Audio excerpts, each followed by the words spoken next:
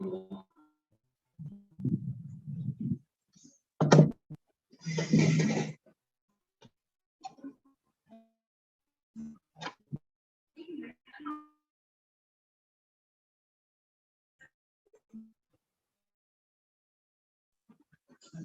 हम शुरुआत कर सकते हैं सब्जर sir? Yes, ma'am. Please start the session, ma'am. Please, ma'am. Okay, thank you. आप सभी को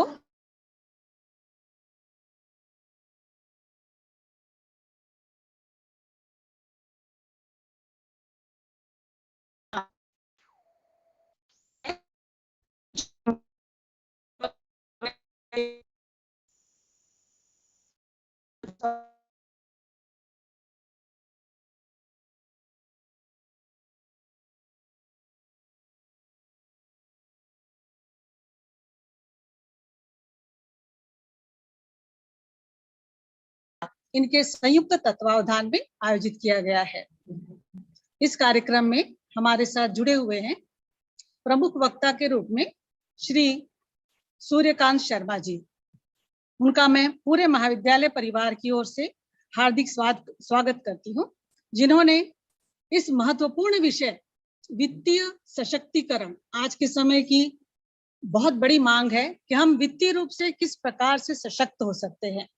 इस वित्तीय सशक्तिकरण जैसे करंट मुद्दे पर अपने जानकारी लेकर हमारे बीच उपस्थित हुए और अपने बहुमूल्य समय को हमें प्रदान किया। हमारे बीच आज कार्यक्रम में जुड़ी हुई हैं हमारे महाविद्यालय की प्राचार्य महोदया डॉक्टर किरण गजपाल मैडम, जिनके कुशल नेतृत्व और मार्गदर्शन से ही इस महत्वपूर्ण विषय पर इस वेबिनार का आयोजन हो सका है। साथ ही मैं स्वागत करती हूँ हमारी IQAC प्रभारी डॉक्टर उषा किरण अग्रवाल मैडम का, जिनका सहयोग और मार्गदर्शन हमें इस वेबिनार के लिए पूरे समय मिलता रहा है। वित्तीय साक्षरता के द्वारा किस प्रकार से हम आर्थिक रूप से सक्षम बन सकते हैं। आज हम सभी आर्थिक रूप से तो आय अर्जन करने के लिए प्रयासरत रहते हैं, जागरूक रहते हैं और आत्मनिर्भर बनना चाहते हैं, लेकिन हम सभी में कहीं ना कहीं वित्तीय सशक्तिकरण के प्रति जागरूकता का अभाव है। हम बाजार की जोखिमों से अपरिचित रहते हैं। बीमा के उच्चावचन क्या हैं, शेयर्स क्या होते हैं, बॉन्ड्स क्या होते हैं, म्यूचुअल फंड में किस प्रकार से हम विनियोजित कर सकते हैं। ये जो सारे वित्तीय विनियोजन के विभिन्न तरीके हैं, इन पर हम किस प्रकार से विवेकपूर्ण तरीके से विनियोजन कर सकते हैं, इन महत्वपूर्ण विषयों पर, मुद्दों पर जानकारी लेकर हमारे बीच उपस्थित हुए हैं हमारे प्रमुख वक्ता श्री सूर्यकांत शर्मा सर।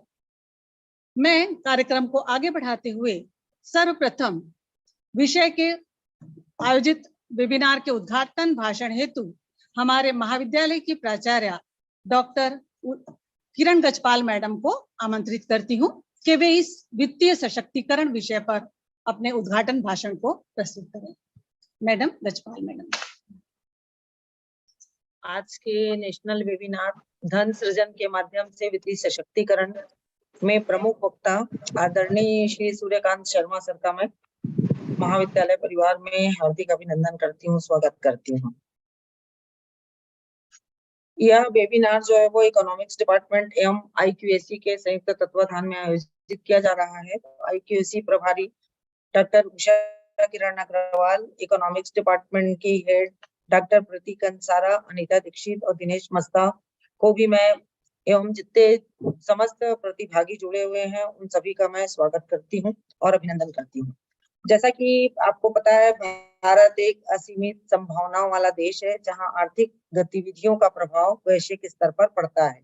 हम सभी आय एवं धन अर्जन पर ध्यान देते हैं, किंतु उस आय को निरंतर विवेकपूर्ण विनियोग के द्वारा उत्तरोत्तर वृद्धि हेतु अधिक रुचि नहीं रखते हैं और न ही संपत्ति निर्माण के प्रति अधिक जागरूक रहते हैं।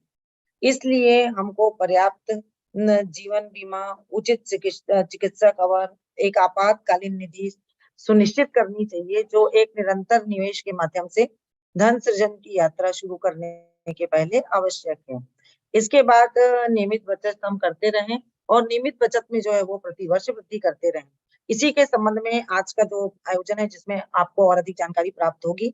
हमारा महाविद्यालय आपको मालूम है छत्तीसगढ़ का सबसे बड़ा महिला महाविद्यालय है, जहां लगभग 5000 छात्राएं जो है वो अध्ययनरत हैं।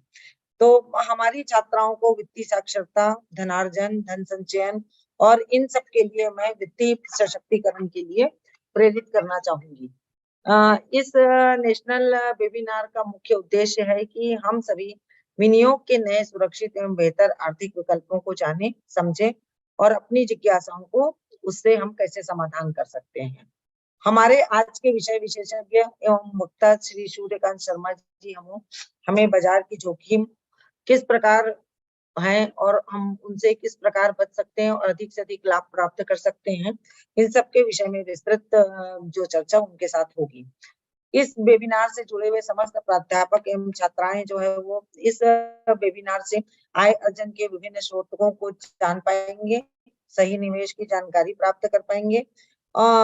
इस वेबिनार से हम विनियोग के प्रारंभिक जैसे कि जो हमारे पारंपरिक माध्यम है कि हम जमीन खरीदते हैं, सोना खरीद लेते हैं, सरकारी बांड है, हमारे गैर सरकारी बांड है, सब में हम किस प्रकार विनियोग करें। इसके साथ साथ नवीन क्षेत्र में हम कैसे विनिवेश कर सकते हैं। म्यूचुअल फंड जैसे लगातार टीवी में एडवर्टीजमेंट आता है कि कैसे हम म्यूचुअल फंड में निवेश करें। तो ये सबकी जानकारी जो है वो आज हमें इस वेबिनार से प्राप्त होने वाली है और निश्चित रूप से हम सबके लिए बहुत ही उपयोगी रहेगी, क्योंकि हम हमेशा जानना चाहते हैं कि बैंक के अलावा हम और किस प्रकार किन किन साधनों में निवेश करें जिससे हमको अधिक से अधिक लाभ जो है प्राप्त हो सके। तो निश्चित रूप से अर्थशास्त्र विभाग और IQAC को इस आयोजन के लिए मेरी तरफ से बहुत बहुत शुभकामनाएं और जितने भी प्रतिभागी जुड़े हुए हैं उन सबको मेरी बहुत सारी बधाई और शुभकामनाएं। धन्यवाद।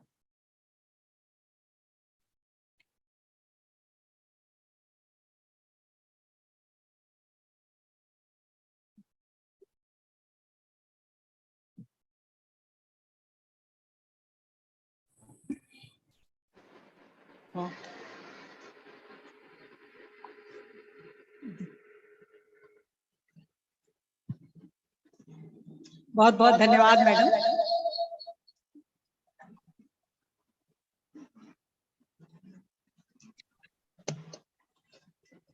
कार्यक्रम के अगली कड़ी में मैं महाविद्यालय की IQAC प्रभारी डॉक्टर उषा किरण अग्रवाल मैडम से निवेदन करती हूँ कि वे इस विषय पर कुछ हमें चंद शब्द कहें। Doctor Usha Kiran Agarwal madam. नमस्कार। सर्वप्रथम मैं चेयर IQAC आदरणीय प्रिंसिपल मैडम का सादर वंदन और अभिवादन करती हूँ। आज के कीनोट स्पीकर आदरणीय सूर्यकांत शर्मा जी को भी मैं अपना अभिवादन प्रेषित करती हूँ। इकोनॉमिक्स विभाग के अध्यक्ष डॉक्टर कंसारा, डॉक्टर अनिता दीक्षित और डॉक्टर दिनेश मस्ता को इस अवसर पर बधाइयाँ प्रेषित करती हूँ और समस्त पार्टिसिपेंट्स को अपनी नमस्ते भेज रही हूँ। आज का जो विषय है उस पर कुछ बातें मैं आपसे शेयर करना चाहती हूँ जो कि मेरा अपना ओपिनियन है। एम्पावरमेंट थ्रू वेल्थ क्रिएशन पर मैं थोड़ा पीछे आपको ले जाऊंगी। पूर्व में हम स्त्रियां या महिलाएं वेल्थ क्रिएशन का मायने सोना अर्जित करने, जैसा कि आदरणीय प्रिंसिपल मैडम ने बताया, गोल्ड खरीदने पर ही यकीन हम लोग किया करते थे। और जैसा कि छत्तीसगढ़ में आदरणीय शर्मा जी को मैं आपको बताना चाहूंगी कि हमारे छत्तीसगढ़ में एक कहावत है सर कि सुख के श्रृंगार और विपद के आहार। जब आप सुख में होते हैं तो सोने को धारण कर सकते हैं और जब आप विपत्ति में होते हैं तो इसे लिक्विडेट कर सकते हैं। इसलिए ये हमारे लिए सबसे अच्छा कैश एक तरीके से एम्पावरमेंट होता है। वर्तमान में हम टीवी में एक एडवर्टीजमेंट देख रहे हैं जिसमें सचिन तेंदुलकर और श्री महेंद्र सिंह धोनी को दिखाया जा रहा है। यह advertisement association of mutual fund द्वारा जारी किया गया है। आप सब भी इसे देख पा रहे होंगे। इसमें एक बच्ची के पिता अपनी बच्ची को क्रिकेटर के लिए बचत की बात करते हैं, किंतु तेंदुलकर जी और धोनी जी सलाह देते नजर आते हैं कि बच्ची तो बड़ी होगी पर आपका पैसा वहीं के वहीं रह जाएगा, इसलिए थोड़ा थोड़ा पैसा आप म्यूचुअल फंड में लगाएं ताकि उसकी ग्रोथ होती रहे। पुराने जमाने में गेहूं के डब्बे में हम 500 का नोट रख के भूल जाया करते थे और हम जानते थे कि जैसे ही इन्फ्लेशन होता है तो उस 500 की परचेस कैपेसिटी घट जाएगी, ये हमें तब पता होता था। लेकिन यही 500 रुपए की यदि हम पकौड़े बना के बेचें तो हो सकता है कि हमें 750 रुपये मिल जाएंगे और इस तरह से हमारे मनी का ग्रोथ हो जाए। आशय यह है कि अगर पैसों को किसी इकोनॉमिक एक्टिविटी में डिप्लॉय किया जाता है तो वो ग्रो होता है और मुद्रा का यह ग्रोथ ही वेल्थ क्रिएशन है। जब हम अपना मकान क्रय करते हैं तो उसकी वैल्यू बढ़ती है, लेकिन उसकी तरलता हमारे लिए कुछ भी नहीं होती क्योंकि हम उसमें रह रहे होते हैं।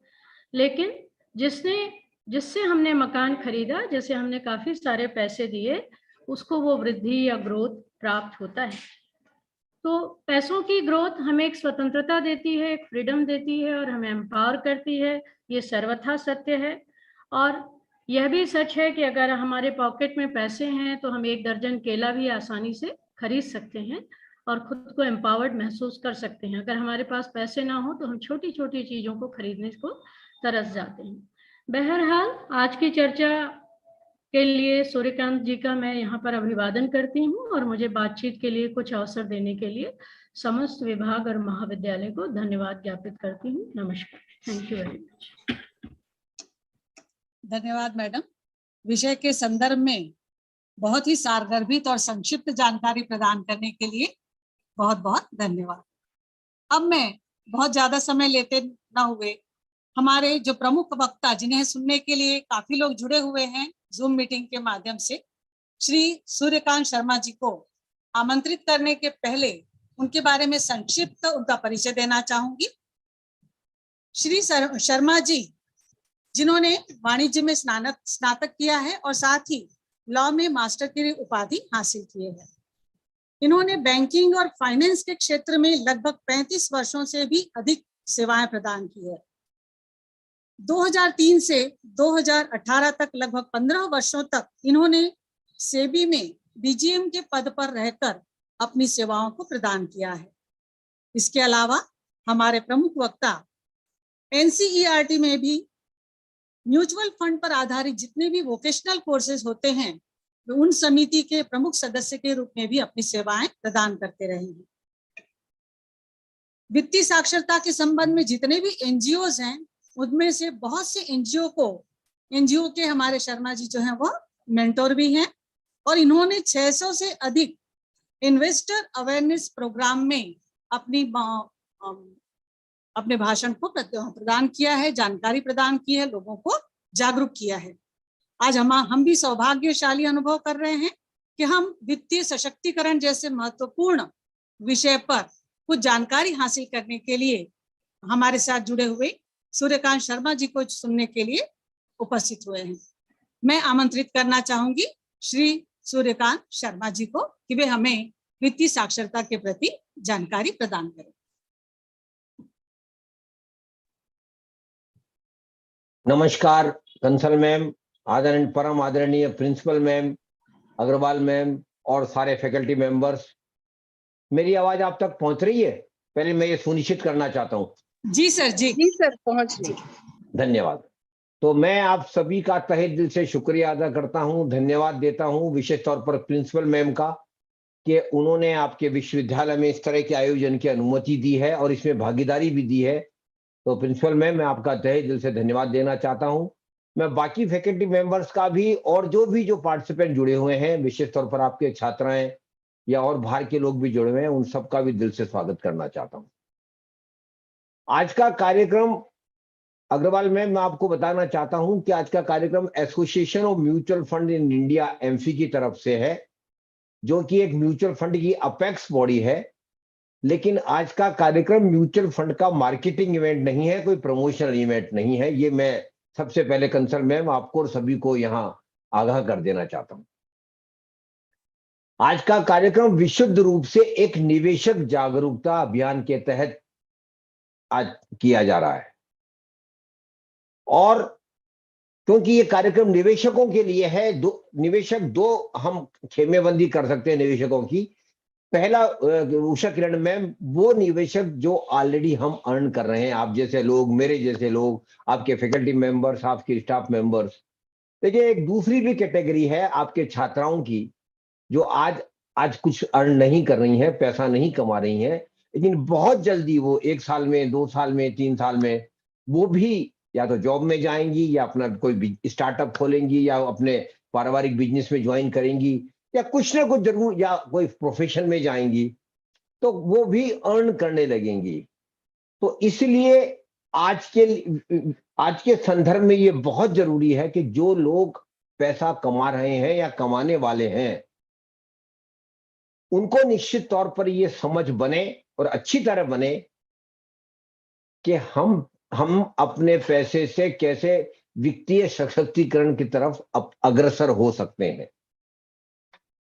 तो पहले हम समझ ले वित्तीय सशक्तिकरण क्या है।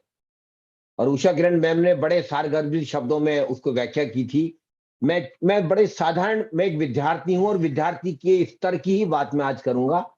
और विद्यार्थी की नजर में मैं जो समझ पाया हूं वित्तीय सशक्तिकरण, उसका सीधे सीधे मायने यह है कि मुझे जब पैसे की आवश्यकता हो तब मेरे पास पैसा होना चाहिए।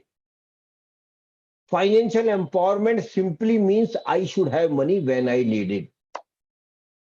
और प्रिंसिपल मैम, आप प्रिंसिपल के अलावा महिला भी हैं, इसलिए मैं ज्यादातर कार्यक्रम आजकल महिला केंद्रित संस्थानों में, शिक्षित संस्थाओं में कर रहा हूं, क्योंकि मुझे ऐसा लगता है और मेरा अनुभव भी ये रहा है। पता नहीं उषा मैम मेरी बात से इत्तेफाक रखेंगी नहीं रखेंगी, दीक्षित मैम मेरी बात मानेंगी नहीं मानेंगी, लेकिन मेरा अनुभव ये रहा है कि वो महिलाएं भी जो आज पैसा अर्न कर रही हैं, चाहे वो सेवा में है, चाहे वो व्यापार में है, चाहे वो इंडस्ट्री में है, चाहे वो स्टार्टअप में है, चाहे प्रोफेशन में है, ज्यादातर महिलाओं से जब हम व्यक्तिगत बात करते हैं, व्यक्ति से जब, तो मेरा अनुभव ये रहा है कि उनका अल्टीमेटली ये रेस्पॉन्स आता है कि हाँ मैं पैसा कमा रही हूं, हाँ मैं पैसा अर्न कर रही हूं, लेकिन सत्य यह है कि मेरे पैसे की देखभाल मैं नहीं कर रही हूं, या तो मेरे पति कर रहे हैं, या मेरे पिता कर रहे हैं, या मेरे भाई कर रहे हैं। ये एक साधारण जवाब आता है जो बड़ा दुखदाई है। और इस स्थिति को बदलना चाहिए। वाणी मैम जरा इसको आप अभी हैंड रेज मत कीजिए, आखिरी में जब मैं सेशन मेरा पूरा हो जाएगा हम आप सभी के प्रश्न भी लेंगे। तो इस स्थिति को बदलना चाहिए, और बदलना चाहिए इस संदर्भ में प्रिंसिपल मैम मैं कह रहा हूं कि आप जो अर्न कर रही हैं, जो फैकल्टी मेंबर्स हैं, आपकी स्टाफ मेंबर्स भी हैं, कम से कम आपकी भागीदारी जरूर होनी चाहिए कि आपका पैसा कहाँ लग रहा है, कैसे लग रहा है, किसमें लग रहा है, उस पैसे में कितना आपको फायदा हो रहा है, कितना नुकसान हो रहा है, और क्या सही लग रहा है, और क्या और सही लगाने के और भी कोई माध्यम है, और भी कोई इंस्ट्रूमेंट है, इसकी जानकारी आज आपको होनी चाहिए। और मेरा अपना मानना है कि इस तरह की जागरूकता आजकल विशेष तौर पर कामकाजी महिलाओं में होना ज्यादा आवश्यक है। और इसलिए आज का मेरा कार्यक्रम महिला केंद्रित विश्वविद्यालय में आज रखा गया है, और मैं इसके लिए प्रिंसिपल मैम को दोबारा धन्यवाद देना चाहता हूं। तो वित्तीय सशक्तिकरण से मतलब ये कि मेरा पैसा जब मुझे पैसे की आवश्यकता हो तब मेरे पास पैसा हो। और इसी विषय का दूसरा एक और आपने जो सेगमेंट इसमें आपने मुझे दिया है वो है धन सृजन, वेल्थ क्रिएशन। धन सृजन से वित्तीय सशक्तिकरण, क्या ये संभव है? तो फिर सबसे पहले हमें समझना पड़ेगा धन सृजन क्या है, वेल्थ क्रिएशन क्या है। और मेरे समझ में वेल्थ क्रिएशन सीधे सीधे मायने यह है प्रिंसिपल मैम, कि मेरा पैसा भी मुझे पैसा कमा कर दे। My money should also earn money for me. और जब तक ऐसा नहीं होगा तब तक हम वित्तीय सशक्तिकरण के रास्ते की तरफ अग्रसर नहीं होंगे। इसलिए आप सबसे पहले ये समझ लीजिए कि वित्तीय सशक्तिकरण के लिए ये बहुत जरूरी है कि हम वेल्थ क्रिएशन के बारे में जानें, समझें और वेल्थ क्रिएट करें। तो वेल्थ क्रिएशन से मतलब क्या है और इसकी आवश्यकता क्या है, हम क्यों इसके बारे में सोचें? उस विषय और उसी संदर्भ में आज हम 2-4 बातें करेंगे। इसलिए मैं दोबारा कहना चाहता हूं कि पैसा जो है वो हमें क्या देता है। अगर दीक्षित मैम अगर आप बताएं पैसा हमें क्या देता है। हम ज्यादातर लोग पैसे के लिए दीवाने होते हैं, पैसे की महत्व को समझते हैं हमारी जिंदगी में, लेकिन पैसा मूलतः हमें क्या देता है? अगर दीक्षित मैम कुछ आप बता पाए तो मैं बात को आगे बढ़ाना चाहूंगा। आपकी आवाज नहीं आ रही है। ऐसा तो हमें हर चीज देता है, जो चीज भी है अपन पैसे से ही खरीदते हैं। आपने बहुत सही फरमाया, पैसा हमें सब कुछ देता है और इसलिए आपने अब जी आपके जरा माइक को ऑफ कर दीजिए अब प्लीज।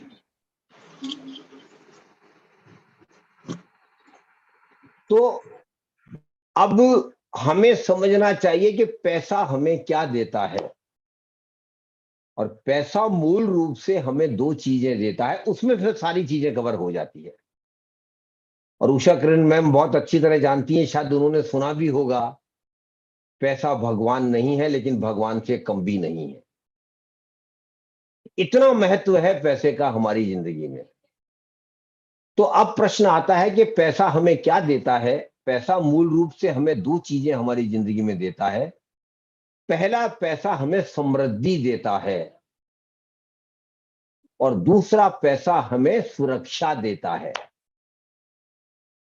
और दीक्षित मैम, समृद्धि से मायने ये है कि मुझे जिंदगी को आरामदायक बनाने के लिए पैसा मेरा सहायक होता है, जिंदगी जीने के लिए पैसा सहायक होता है, और जिंदगी को आगे बढ़ाने के लिए पैसा सहायक होता है, उत्प्रेरक नहीं। वो सब कुछ वो होता है, इसलिए पैसे का महत्व है। तो पैसा हमें समृद्धि देता है, लेकिन एक पैसा और चीज देता है हमें दीक्षित मैम, वो है पैसा हमें सुरक्षा भी देता है।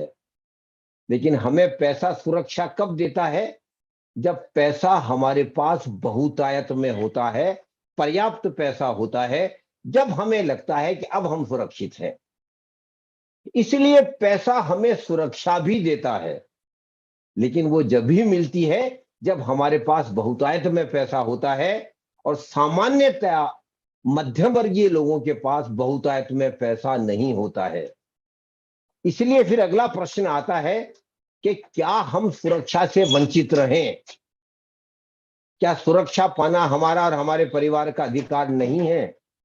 नहीं, ऐसा नहीं है। हमें भी सुरक्षा मिल सकती है दीक्षित मैम, मेरे परिवार को भी सुरक्षा मिल सकती है अगर जिंदगी में 3 बातें हम सबसे पहले कर लें।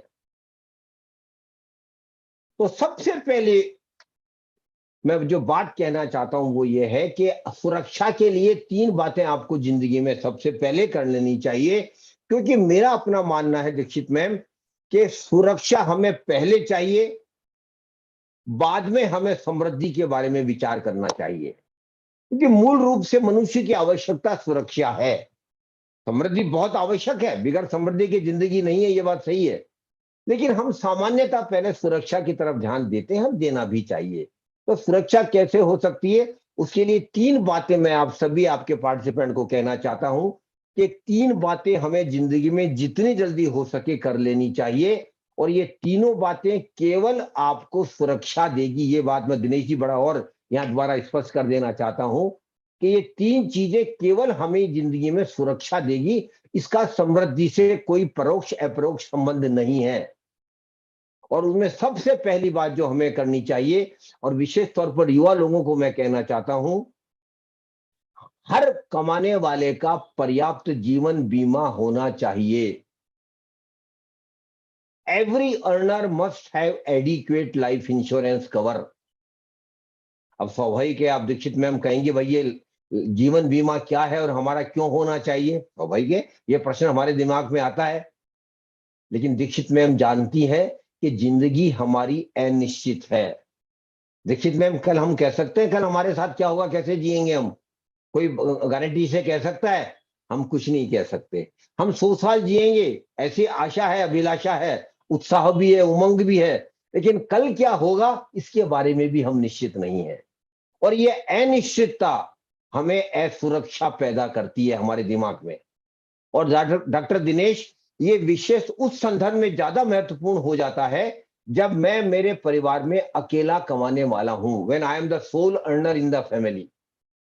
तो मुझे हमेशा कहीं न कहीं बैक ऑफ माइंड ये लगता रहता है कि आज जिंदगी बहुत सही चल रही है, परिवार का लालन पालन सही हो रहा है, बच्चों की शिक्षा दीक्षा सही हो रही है, जिंदगी अच्छी चल रही है, लेकिन कल अगर मैं नहीं रहता हूं तो मेरे परिवार का क्या होगा? बच्चों की पढ़ाई कैसे होगी? जो लोन से घर बनाया हुआ है वो ईएमआई कैसे जाएगी? राशन कैसे महीने का आएगा? ये सारी बातें हमारे दिमाग में हमेशा रहती है। और इस भय के कारण ही हमें जीवन बीमा लेना चाहिए।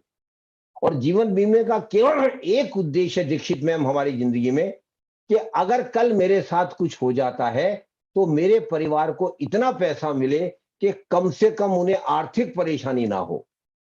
और परेशानी होगी, स्वाभाविक है, इमोशनल प्रॉब्लम आएगी, सोशल प्रॉब्लम्स आएंगी, वो है, लेकिन आर्थिक परेशानी ना हो। ऐसी स्थिति नहीं आए कि अगले महीने बच्चों की फीस कैसे जाएगी, घर का राशन कहां से आएगा, और बहुत चीजें जिंदगी जीने के लिए जो आवश्यक है वो कैसे होंगी। इसलिए हम जीवन बीमा लेते हैं और जीवन बीमा लिया जाना चाहिए। और जीवन बीमा हम सब ने लिया होगा, डॉक्टर दिनेश ने भी जरूर जीवन बीमा लिया होगा, हम सब ने जीवन बीमा लिया है। लेकिन हमारी बदकिस्मती ये रही है, ज्यादातर कम से कम मेरी पीढ़ी की, कि हमने नाम मात्र का जीवन बीमा लिया है दिनेश साहब। मतलब 5 लाख का, 10 लाख का, 15 लाख का, वो token in life insurance cover है। उससे वो पर्पज, जो उद्देश्य नहीं पूर्त होगा जिसके लिए हम जीवन बीमा लेते हैं। क्योंकि जीवन बीमा जिसके लिए लेते हैं वो इतना पर्याप्त होना चाहिए कि मेरे परिवार को आर्थिक परेशानी ना हो अगर कोई हादसा मेरे साथ हो जाता है तो पर्याप्त कितना है दीक्षित मैम, इसका एक थंब रूल मैं आप सबको बताना चाहता हूं, और बच्चे चाहें तो नोट भी कर लें। आपका जीवन बीमा आपकी सालाना आमदनी का कम से कम 10 गुना होना चाहिए। जैसे दीक्षित मैम की मान लेते हैं जो सालाना आमदनी है वो 25 लाख रुपया है, तो दीक्षित मैम आइडियली स्पीकिंग आपका जीवन बीमा 2.5 करोड़ का होना चाहिए, 2.5 करोड़ का होना चाहिए, जो ज्यादातर लोगों का, हमारा, मेरी पीढ़ी का तो कम से कम नहीं होता था। लेकिन आजकल एक नया प्रोडक्ट जीवन बीमा का आ गया है जो मेरे टाइम अवेलेबल नहीं था। दिनेश जी आप जानते होंगे हमारे टाइम मनी बैक और एंडाउमेंट हुआ करता था, लेकिन आजकल एक नया प्रोडक्ट मार्केट में आया है जो विशुद्ध रूप से केवल जीवन बीमा है, उसका बचत से कोई संबंध नहीं है। जबकि पहले मनी बैक और एंडाउमेंट का सेविंग से लिंक था कि अगर आप जिंदा रह गए तो आपको इतना पैसा मिलेगा, और बदकिस्मती से अगर आपकी मृत्यु हो जाती है आपके परिवार को इतना पैसा मिलेगा। और लेकिन जब वो मनी बैक और एंडाउमेंट हम लेते थे तो उसकी प्रीमियम बहुत ज्यादा आती थी अगर हम बड़ा बीमा लेते थे तो, इसलिए हमने सामान्य बीमा, हर किसी ने 5 लाख का 10 लाख का लिया होगा। लेकिन आजकल एक नया बीमा प्रोडक्ट मार्केट में अवेलेबल है, उसका नाम है term insurance, TERM, term insurance. ये विशुद्ध रूप से जीवन बीमा का प्रोडक्ट है। इसमें बहुत कम पैसे में बड़ा जीवन बीमा हो सकता है। अगर किसी की आयु 25 से 30 वर्ष के बीच में है तो उसका 1 करोड़ का बीमा हो सकता है, और महीने में उसको 400-500 रुपए महीना देने पड़ेंगे, जो हर व्यक्ति दे सकता है, हर कमाने वाला दे सकता है। लेकिन अगर मनी बैक और एंडाउमेंट में जाएंगे 1 करोड़ के बीमा के लिए तो उसकी प्रीमियम 40-50 हजार रुपए आ जाएगी, जो ज्यादातर लोग नहीं दे पाएंगे। इसीलिए मैं एक बात और यहां कह देना चाहता हूं, आपको समझाना चाहता हूं, जीवन बीमा को अलग रखिए, निवेश को अलग रखिए। जीवन बीमा निवेश को या जीवन बीमा बचत को मत जोड़िए, दोनों अलग अलग बातें हैं, दोनों सेपरेट बातें, दोनों को अलग रखिए। जीवन बीमा लीजिए लेकिन विशुद्ध जीवन बीमा लीजिए जो बहुत कम पैसे में बड़ा मिल जाता है टर्म इंश्योरेंस के द्वारा। दूसरी बात, हर परिवार का दिनेश जी एक स्वास्थ्य बीमा भी होना चाहिए। अभी मैंने जीवन बीमा बोला, अब दीक्षित मैम बोलेंगी अभी आपने जीवन बीमा बात बोली, अब आप स्वास्थ्य बीमा भी बात कर रहे हैं। ये क्यों ले हम दीक्षित मैम? स्वास्थ्य बीमा की अलग आवश्यकता है, जीवन बीमा की अलग आवश्यकता है। जीवन बीमा हम इसलिए लेते हैं कि अगर मेरी मृत्यु हो जाए तो मेरे परिवार को पर्याप्त पैसा मिले, जिससे उनकी आर्थिक परेशानी कम से कम हो मेरी अनुपस्थिति में। लेकिन स्वास्थ्य बीमा हम इसलिए लेते हैं कि अगर अनायास मेरे शरीर में कोई बड़ी सीरियस बीमारी डिस्कवर हो जाती है, या बदकिस्मती से कोई अनायास कोई मेजर एक्सीडेंट हो जाता है, तो हम कहां जाएंगे दीक्षित मैम? हमारे देश की त्रासदी है जो नहीं होना चाहिए, लेकिन यथार्थ यही है। दीक्षित मैम शायद इस बात को मानेंगी कि आज भी हमारे देश में भारत जो गवर्नमेंटल हेल्थ सिस्टम है, सरकारी जो स्वास्थ्य सेवाएं हैं, उनका स्तर ठीक नहीं है। होना चाहिए था पर नहीं है। इसलिए बदकिस्मती से हमें कहां जाना पड़ेगा? हमें प्राइवेट हॉस्पिटल्स में जाना पड़ेगा। लेकिन दीक्षित मैम वहां दूसरी स्थिति है, वहां इतने ज्यादा चार्जेस लगते हैं कि अगर 10-15 दिन बदकिस्मती से कोई आदमी हॉस्पिटल में रह जाता है तो उनका बिल 10-15 लाख तक भी पहुंच सकता है। और अगर अचानक ऐसा हो गया, मेरा एक्सीडेंट हो गया या कोई मरी सीरियस बीमारी मेरे शरीर में डिस्कवर हो गई, हॉस्पिटल तो जाना ही पड़ेगा, इलाज करवाना ही पड़ेगा। लेकिन फिर जो 10-15 लाख रुपए लगेंगे वो मैं कहां से लाऊंगा? या तो क्योंकि ये सब अनायास होता है, अचानक होता है, तो या तो मैंने कहीं बचत कर रखी हो, कहीं पैसा ले रखा हो, उसको मैं खत्म करके इलाज करवाऊंगा, या किसी मित्र से, परिवार वाले से, किसी से लोन लूंगा मैं, क्योंकि इलाज नहीं करवाने का तो कोई ऑप्शन है ही नहीं, इलाज करवाना ही पड़ेगा। लेकिन अगर आपने स्वास्थ्य बीमा लिया हुआ है दीक्षित मैम, तो उस केस में आपके इलाज का सारा पैसा हॉस्पिटल को डायरेक्ट बीमा कंपनी पेमेंट करेगी। आपको कुछ भी पेमेंट नहीं करना पड़ेगा, कुछ भी पैसा नहीं देना पड़ेगा।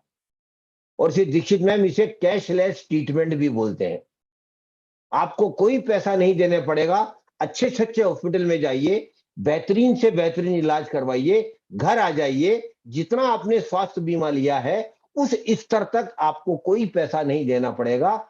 इंश्योरेंस कंपनी जिससे आपने हेल्थ इंश्योरेंस लिया है वो सारा पैसा हॉस्पिटल को डायरेक्ट पेमेंट कर देगी। इसलिए स्वास्थ्य बीमा की आवश्यकता है। और आजकल मार्केट में दीक्षित मैम एक बड़ा अच्छा स्वास्थ्य बीमा का प्रोडक्ट मार्केट में अवेलेबल है। जैसे मैंने जीवन बीमा का टर्म इंश्योरेंस बताया, स्वास्थ्य बीमा के लिए भी बहुत अच्छा प्रोडक्ट मार्केट में आज अवेलेबल है। उसका नाम है floater health insurance, FLOATER, floater health insurance. बच्चे चाहें तो साथ साथ नोट भी कर लीजिए, क्योंकि फिर डिटेल में जाके उसके बारे में और ज्ञान आप गूगल में और वेबसाइट्स में प्राप्त कर सकते हैं। तो फ्लोटर हेल्थ इंश्योरेंस, या इसे अम्ब्रेला हेल्थ इंश्योरेंस भी कहते हैं दीक्षित मैम। और ये इसलिए माना जाता है जब आप ये स्वास्थ्य फ्लोटर हेल्थ इंश्योरेंस लेते हैं दीक्षित मैम, तो आपको यह अधिकार होता है कि उस इंश्योरेंस में आप अपने पति का नाम या पत्नी का नाम ऐड करवा सकते हैं, अपने बच्चों का नाम ऐड करवा सकते हैं, अपने माँ बाप का नाम भी ऐड करवा सकते हैं। तो एक स्वास्थ्य बीमा पॉलिसी में पूरे परिवार का स्वास्थ्य बीमा हो गया।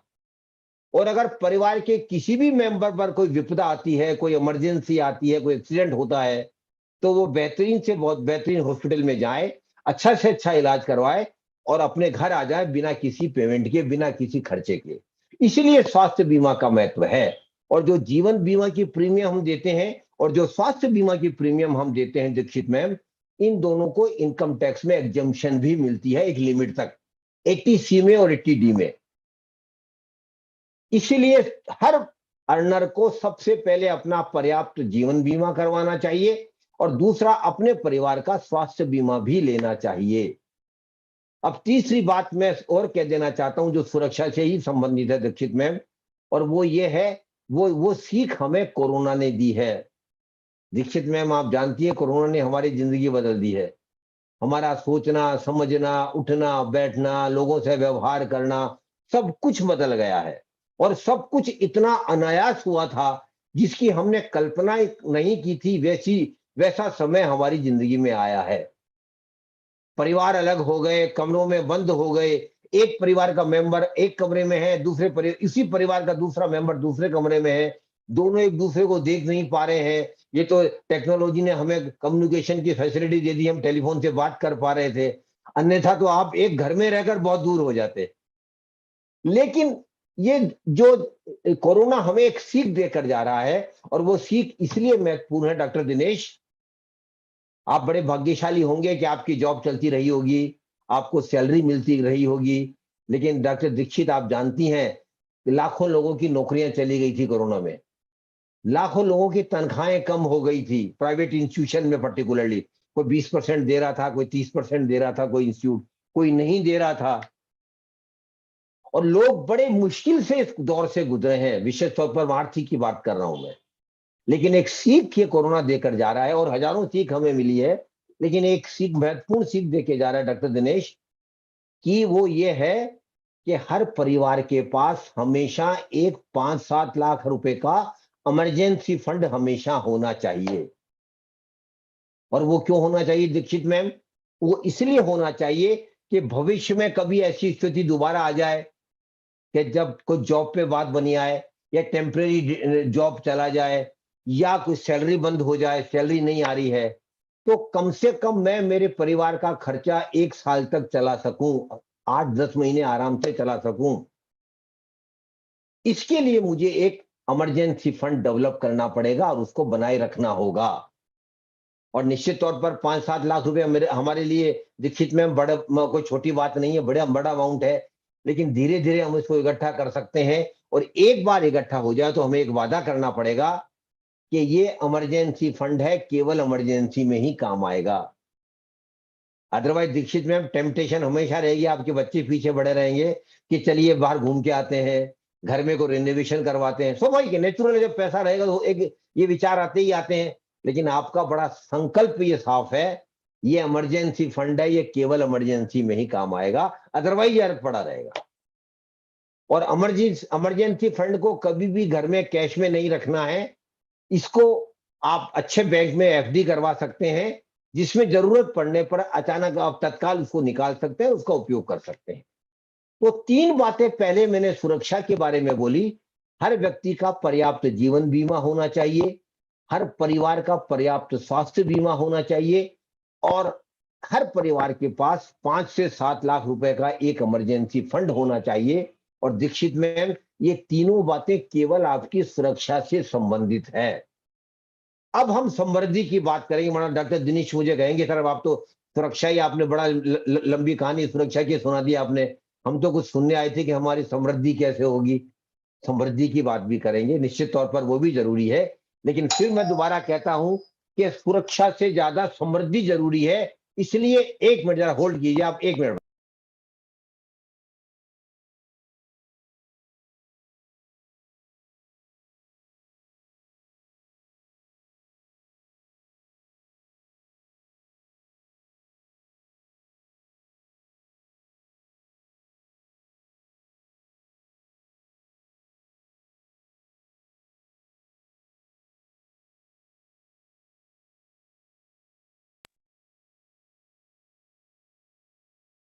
सॉरी, माफी चाहता हूं मैं 1 मिनट के लिए।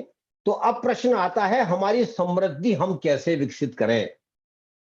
सुरक्षा तो विकसित कर ली हमने, अब समृद्धि कैसे बनाएं अपनी?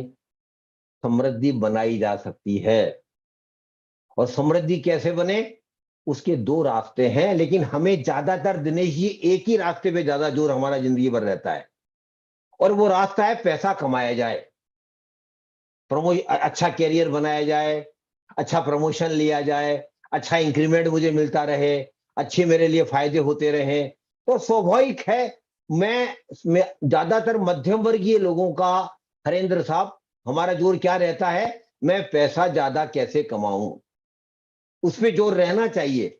मैं उसको कमतर नहीं कर रहा हूं, लेकिन एक और भी रास्ता है, एक उतना ही महत्वपूर्ण है दिनेश जी, और वो रास्ता है, मेरा पैसा भी मुझे पैसा कमा कर दे। My money should also earn money for me. और इसके बारे में कम से कम मध्यम वर्गीय लोग ज्यादा ध्यान देते ही नहीं है, हमारा ध्यान उधर जाता ही नहीं है। और अगर कभी इसकी चर्चा भी होती है दिनेश जी, तो हमारा सामान्यतः उत्तर क्या होता है? अरे भाई, पैसे से पैसा कमाना हमारा काम नहीं है, ये तो बिजनेसमैनों का काम है, ये तो इंडस्ट्रियलिस्ट का काम है, ये बड़े लोगों का काम है, हमारा पैसे से पैसा कमाना काम नहीं है। लेकिन दीक्षित मैम, ये सबसे बड़ा गलत काम, गलत विचार हमारे दिमाग में रहता है। और मैं सबसे, मुझे लगता नहीं है दीक्षित मैम आज की बात बदल जाएंगे, अपने उनका विचार बदल जाएगा, लेकिन बच्चों को जरूर मैं कहना चाहता हूं, युवा लोगों को जरूर कहना चाहता हूं, अपने को इस विचार के साथ मत जोड़िए। ये गलत विचार है जो पीढ़ियों से हम साथ लेते आए हैं। विचारों को बदलिए, जमाना बदल रहा है, दुनिया बदल रही है, तो हमें भी बदलना चाहिए। और बदलने का पहला जो रास्ता है, जहां तक वित्तीय सशक्तिकरण की बात है, मैं इस बारे में सजग रहूं, समर्थ बनूं, हमेशा प्रयासरत रहूं कि मेरा पैसा भी मुझे पैसा कमा कर दे। और जब तक हम उस पर ध्यान नहीं देंगे दीक्षित मैम, आपकी समृद्धि के रास्ते शायद ना बने। इसलिए बड़ा महत्वपूर्ण है कि मैं हमेशा ध्यान रखूं कि मेरा पैसे मुझे पैसा कमाकर कैसे दे सकता है। तो अब हम बात कर रहे थे पैसा हमारे पास कहां से आता है। तो दीक्षित मैम आप बताइए, ज्यादा मनी का सोर्स, पैसे का सोर्स क्या है हमारा? हम नौकरी पेशा लोगों से लोगों के पास पैसा कहां से आता है? What is the main source of money?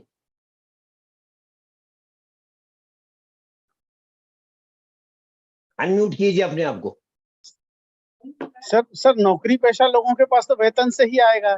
बिल्कुल सही बात है दीक्षित साहब, मैं आपसे सुनना चाहता था, हम सबको पता है, लेकिन दीक्षित साहब ने सही बोला है। हमारे पास पैसा का मूल स्रोत जो है दीक्षित मैम आप जानेंगी, वो है हमारी सैलरी, हमारा वेतन। तो वेतन हमारे मुख्य स्रोत है, हमारी सैलरी और हमारी पैसे का। लेकिन इसका हम क्या करते हैं दीक्षित मैम? हमारी सैलरी का बड़ा हिस्सा हमारे महीनों के खर्चे में, हमारे रेगुलर एक्सपेंसेज में चला जाता है। राशन है, ट्रेवल है, नल बिजली के बिल हैं, और बच्चों की पढ़ाई है, और 50 चीजें हैं जो हमें हर महीने रेगुलरली देखनी पड़ती है। इसलिए पैसा, ज्यादातर पैसा हमारा इन चीजों पे खर्च हो जाता है। लेकिन दिनेश जी, अब अगर आप मेरे साथ हैं तो आप इसको बहुत अच्छी तरह जानते हैं, हम भारतीयों के खून में एक बड़ी अद्भुत विशेषता है, और वो बड़ी अद्भुत बात है। और अब विशेष तौर पर आज के अंतर्राष्ट्रीय संदर्भ में वो और भी महत्वपूर्ण हो गई है। और वो दीक्षित मैम ये है कि हर भारतीय व्यक्ति, हर भारतीय परिवार ईमानदारी से प्रयास करता है, चाहे वो 10,000 रुपए कमा रहा हो, चाहे वो 10 लाख रुपए महीना कमा रहा हो। हर परिवार ईमानदारी से प्रयास करता है कि जो पैसा वो कमा रहा है, अर्न कर रहा है, वो सारा पैसा वो खर्च ना करे। मुश्किल है, आसान नहीं है, मुझे पता है, लेकिन फिर हम ईमानदारी से प्रयास करते हैं। और दीक्षित मैम, जो पैसा हम खर्च नहीं करते हैं हमारी सैलरी से, उसे हम क्या कहते हैं? उसे हम बचत कहते हैं, उसे हम सेविंग्स कहते हैं। तो हम सब बचत करते हैं, हम सब बचत करता है। इसलिए बचत करना हर भारतीय के खून में है। हम बचत करता तो है, लेकिन दो छोटी छोटी बातों पर हम ध्यान नहीं करते बचत के बारे में।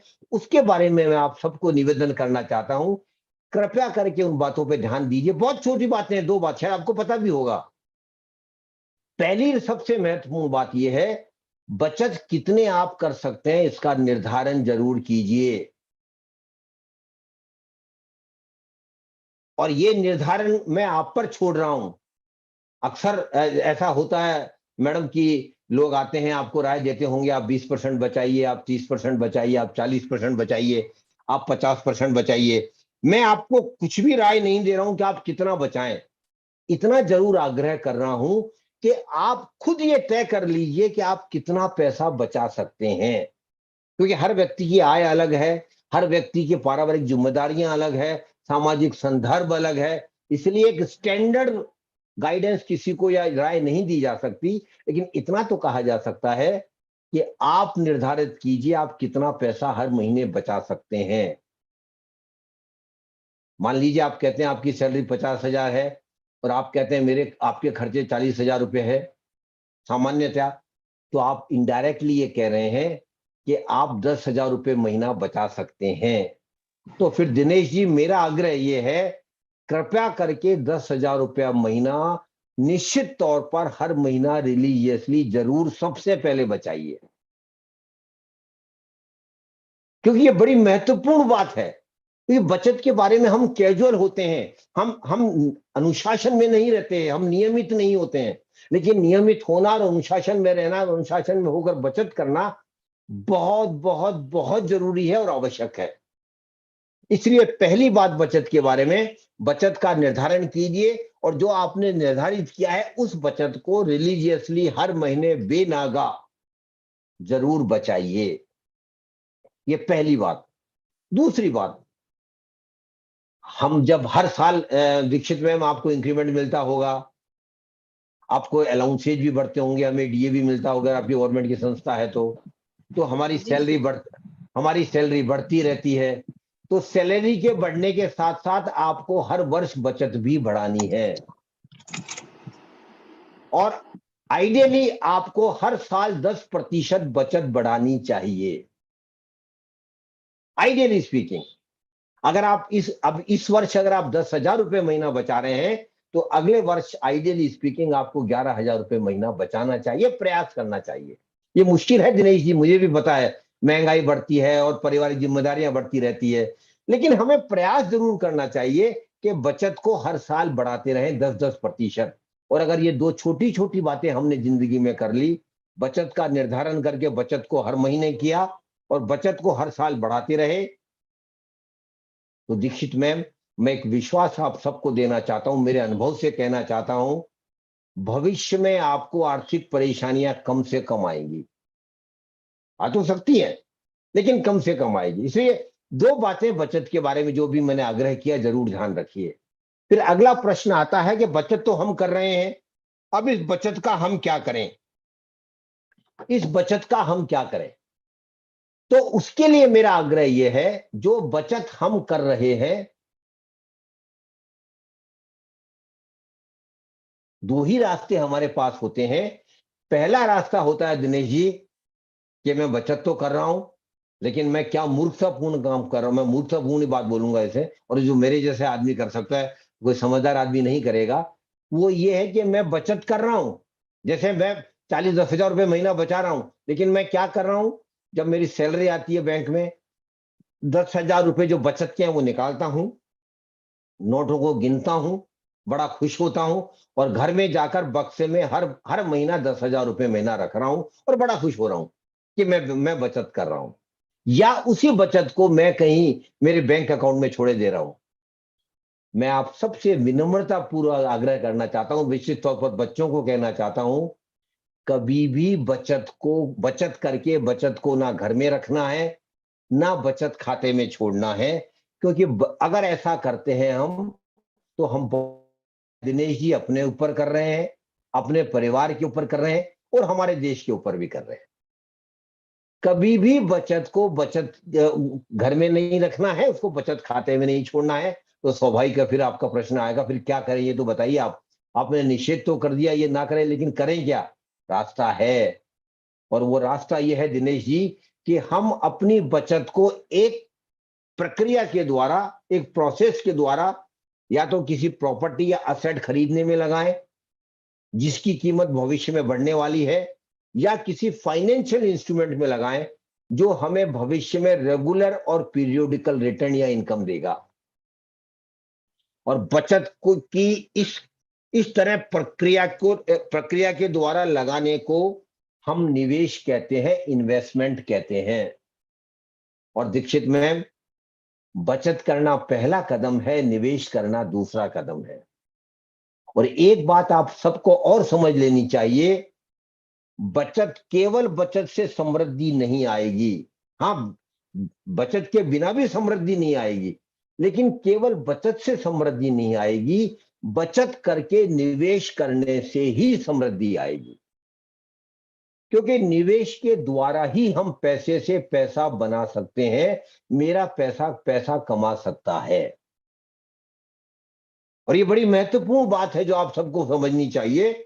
हमें बचत जरूर करनी चाहिए, क्योंकि बचत के बिना क्या होगा, लेकिन बचत करके नहीं रुक जाना है, बचत को हमें निवेश भी करना है। इसलिए हमें बचत करना भी बनना है, साथ ही साथ निवेश करता भी बनना है। इन्वेस्टर भी बनना है। ये दोनों बातें जब तक हम नहीं करेंगे, जब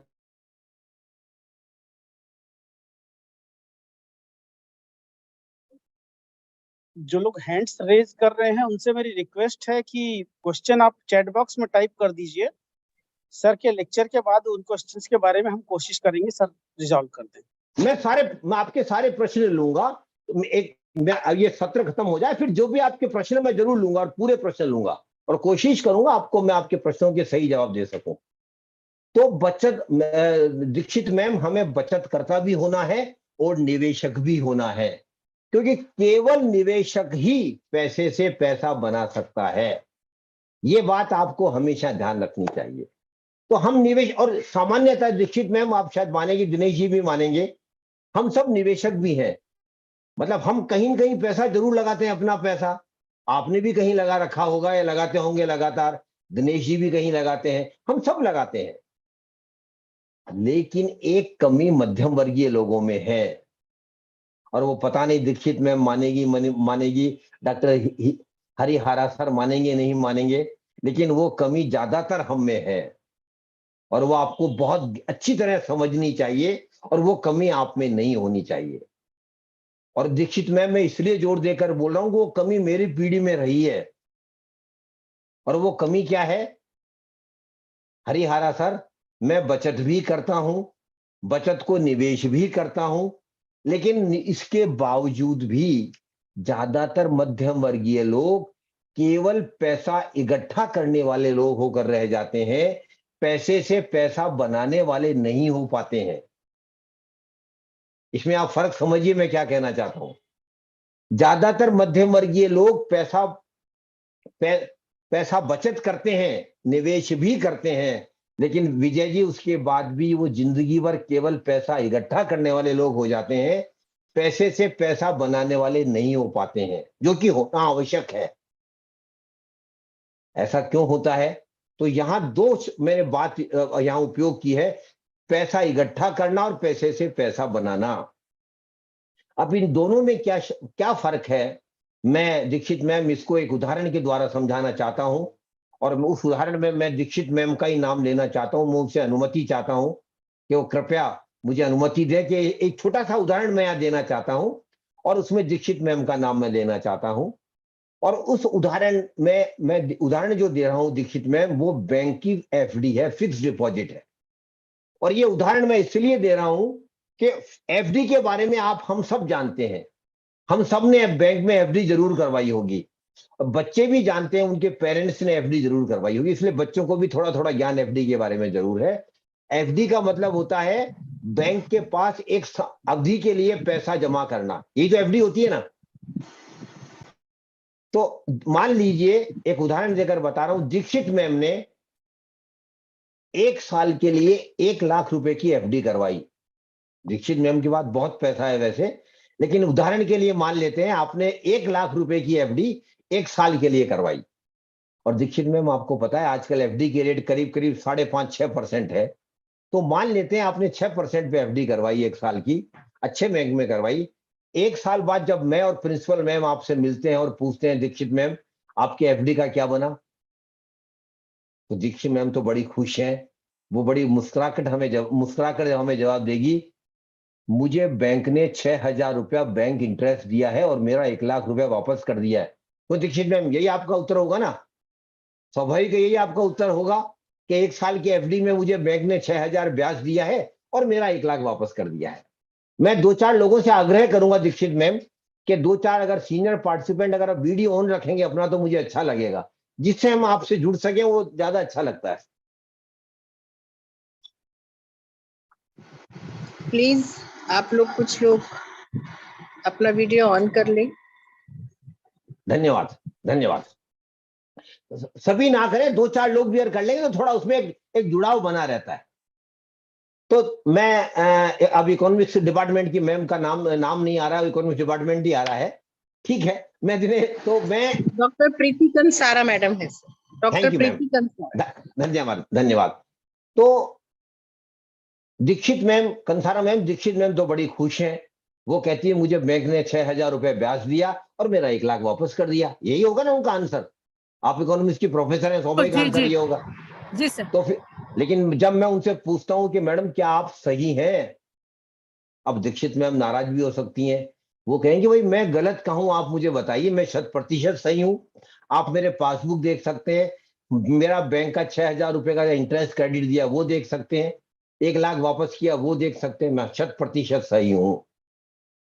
देवाशीष सर, दीक्षित मैम सही हैं लेकिन सही नहीं है। खुराना साहब नमस्कार, बहुत दिनों बाद आपके दर्शन हुए आज। तो आप सही हैं लेकिन सही नहीं हैं, और ये बात अगर आपने समझ ली और पार्टिसिपेंट ने समझ ली दीक्षित मैम, तो निवेश का आधा मंत्र आपने समझ लिया। आप सही हैं लेकिन क्यों सही नहीं है ये मैं बताना चाहता हूं, और उसके लिए मैं ये कहना चाहता हूं दीक्षित मैम कि जो हमें रिटर्न मिलता है 6,000 रुपए हमारे, और एफडी भी एक इन्वेस्टमेंट है, जो 6,000 रुपए हमें रिटर्न मिला वो केवल आभासी रिटर्न है, नोशनल रिटर्न है, वो रियल रिटर्न नहीं है। ये बात बहुत अच्छी तरह आप समझ लीजिए, वो केवल नोशनल रिटर्न है। कैसे नोशनल रिटर्न है मैं समझाना चाहता हूं कि मान लीजिए दीक्षित मैम, आप जब आप 1 लाख की एफडी करवाने जा रहे थे, अगर आप एफडी नहीं करवाते और उसकी जगह कोई सामान ले लेते, कोई वस्तु ले लेते, कोई सेवाएं ले लेते पिछले साल, तो दीक्षित मैम बताइए क्या 1 साल बाद 1 लाख रुपए में वही चीजें, वही वस्तुएं, वही सेवाएं आपको मिलेगी? मिलेंगी? आप बताइए मिलेंगी? आप भी जानती है नहीं मिलेंगी। क्यों नहीं मिलेगी? महंगाई की वजह से उनकी कीमतें बढ़ गई है। तो अगर मान लेते हैं कि महंगाई की जो बढ़ी है वो 5% बढ़ी है, इसके मायने क्या हुए कि पिछले साल जो 1 लाख रुपए की चीजें आपको मिल सकती थी अगर आप एफडी नहीं करवाते और उन चीजों को ले लेते, तो पिछले साल जो चीजें, वस्तुएं, सेवाएं आपको 1 लाख रुपए में मिल रही थी, उन्हीं चीजों और वस्तुओं के लिए उज्ज्वला मैम, दीक्षित मैम को 1,05,000 रुपए खर्च करने पड़ेंगे। मैं सही हूं या गलत हूं बताइए? दीक्षित मैम बताइए मैं सही हूं गलत हूं? जी सर। तो अब आप देखिए, आप बड़े खुश थे कि आपको 6,000 रुपए मिले हैं, लेकिन ईमानदारी से अगर आप देखें 6,000 में से 5,000 महंगाई खा गई। लेकिन अभी भी कंसारा मैम, दीक्षित मैम बड़ी खुश हैं, कोई बात नहीं, 5,000 चले गए, मेरे 1,000 तो मेरे पास है। नहीं, एक और फैक्टर होता है जो हमें ध्यान में रखना चाहिए, ज्यादातर ध्यान नहीं देते हैं, और वो ये है, आपको पता होना चाहिए दीक्षित मैम कि एफडी पर कमाया हुआ एक रुपया का ब्याज भी आपकी इनकम मानी जाएगी, और उस पे आपको अपनी इनकम टैक्स के अनुसार, आपको इनकम टैक्स स्लैब के अनुसार इनकम टैक्स भी देना पड़ेगा। और कंसारा मैम, जो 10,000 रुपए का एग्जम्पशन हमें इंटरेस्ट पर मिलता है वो केवल बचत खाते पर मिलता है, एफडी पर कोई कंसेशन नहीं है। तो जो जब दीक्षित मैम ने 6,000 रुपए की एफडी, 6,000 रुपए का ब्याज कमाया एफडी पर, ये सारा का सारा उनकी इनकम मानी जाएगी, और अगर वो 20% ब्रैकेट में है तो उनको 20% इनकम टैक्स भी देना पड़ेगा। और उज्ज्वला मैम 20% कितना हुआ 6,000 का? 1,200 रुपए, और 1,200 रुपए इनकम टैक्स भी देना पड़ेगा। और कंसारा मैम जानती है, मेरे टाइम में ऐसा होता था, रूल तो यही था, लेकिन हम सबको पता था छोड़ो भाई, कौन सा इनकम टैक्स वाला मेरे घर पे लेने वाला है। ज्यादातर लोग अब ऐसी इनकम को अपने इनकम में नहीं जोड़ते थे, लेकिन अब जमाना बदल गया है। अब टेक्नोलॉजी की वजह से तो कंसारा मैम, आपकी इनकम की automatic information income tax department के पास पहुंच जाती है। अब आप ये बचा नहीं सकते, छुपा नहीं सकते, आपको इनकम टैक्स देना ही पड़ेगा। तो 6,000 रुपए पे आपको 1,200 रुपए इनकम टैक्स भी देना पड़ेगा। वो पता नहीं दीक्षित मैम कहां चली गई। दीक्षित मैम बड़ी खुश थी जब 6,000 रुपए मिले थे, लेकिन ईमानदारी की बात यह है 6,000 में से 5,000 महंगाई खा गई, 1,200 रुपए इनकम टैक्स वाले ले गए। उज्ज्वला मैम कुछ बचा इनके पास? 200 रुपए इनकी जेब से और चले गए, कुछ नहीं बचा, 200 रुपए जेब से और चले गए। और ज्यादातर हमारे निवेश ऐसे ही होते हैं कंसारा मैम, हमने कभी इसको गौर ही नहीं किया। इसलिए मेरा आग्रह है आपके सभी यंग पार्टिसिपेंट से विशेष तौर पर, हमेशा ध्यान रखिए जो आपको रिटर्न मिलता है उसमें से महंगाई घटाइए, उसमें से टैक्स लाइबिलिटी अगर कोई है तो वो घटाइए, बाकी अगर कुछ बचता है तो वो रियल रिटर्न कहलाता है, वही रिटर्न होता है। और इसी एग्जाम्पल को मैं थोड़ा आगे बढ़ाना चाहता हूं। मान लेते हैं कंसारा मैम कि बैंक का इंटरेस्ट रेट 8% है, मान लेते हैं। तो उस केस में दीक्षित मैम को 8,000 रुपया मिलेगा इंटरेस्ट का। मान लेते हैं महंगाई 5% ही बढ़ी, तो 8,000 में से 5,000 महंगाई खा गई। 20% इनकम टैक्स भी देना पड़ेगा, तो 1,600 रुपए इनको इनकम टैक्स भी देना पड़ेगा। 5,000 महंगाई खा गई, 1,600 रुपए इनकम टैक्स को दे दिए। इसके बावजूद भी इनके पास कितना बचता है उज्ज्वला मैम? 1,400 रुपए बचता है, और यही आपका रियल रिटर्न है। तो मैं आपके स्टूडेंट्स को, यंग प्रोफेशनल्स को समझाना चाहता हूं कि जब तक आपको अपने इन्वेस्टमेंट पर कुछ रियल रिटर्न नहीं मिलता कंसारा मैम, तब तक हमारा बचत करना और निवेश करना बेकार है। क्योंकि जो रियल रिटर्न से ही वेल्थ क्रिएट होती है। Wealth is created only through real return. Notional return का कोई मायने नहीं रखता। और रियल रिटर्न का फार्मूला में बच्चे चाहें तो नोट भी कर सकते हैं, मैं उनको बताना चाहता हूं। Real return equal to notional return minus inflation minus tax liability if any. और आपसे मैं आग्रह करूंगा, हर निवेश को आप इस चश्मे से जरूर देखिए कि आपको कुछ रियल रिटर्न मिल रहा है, नहीं मिल रहा है।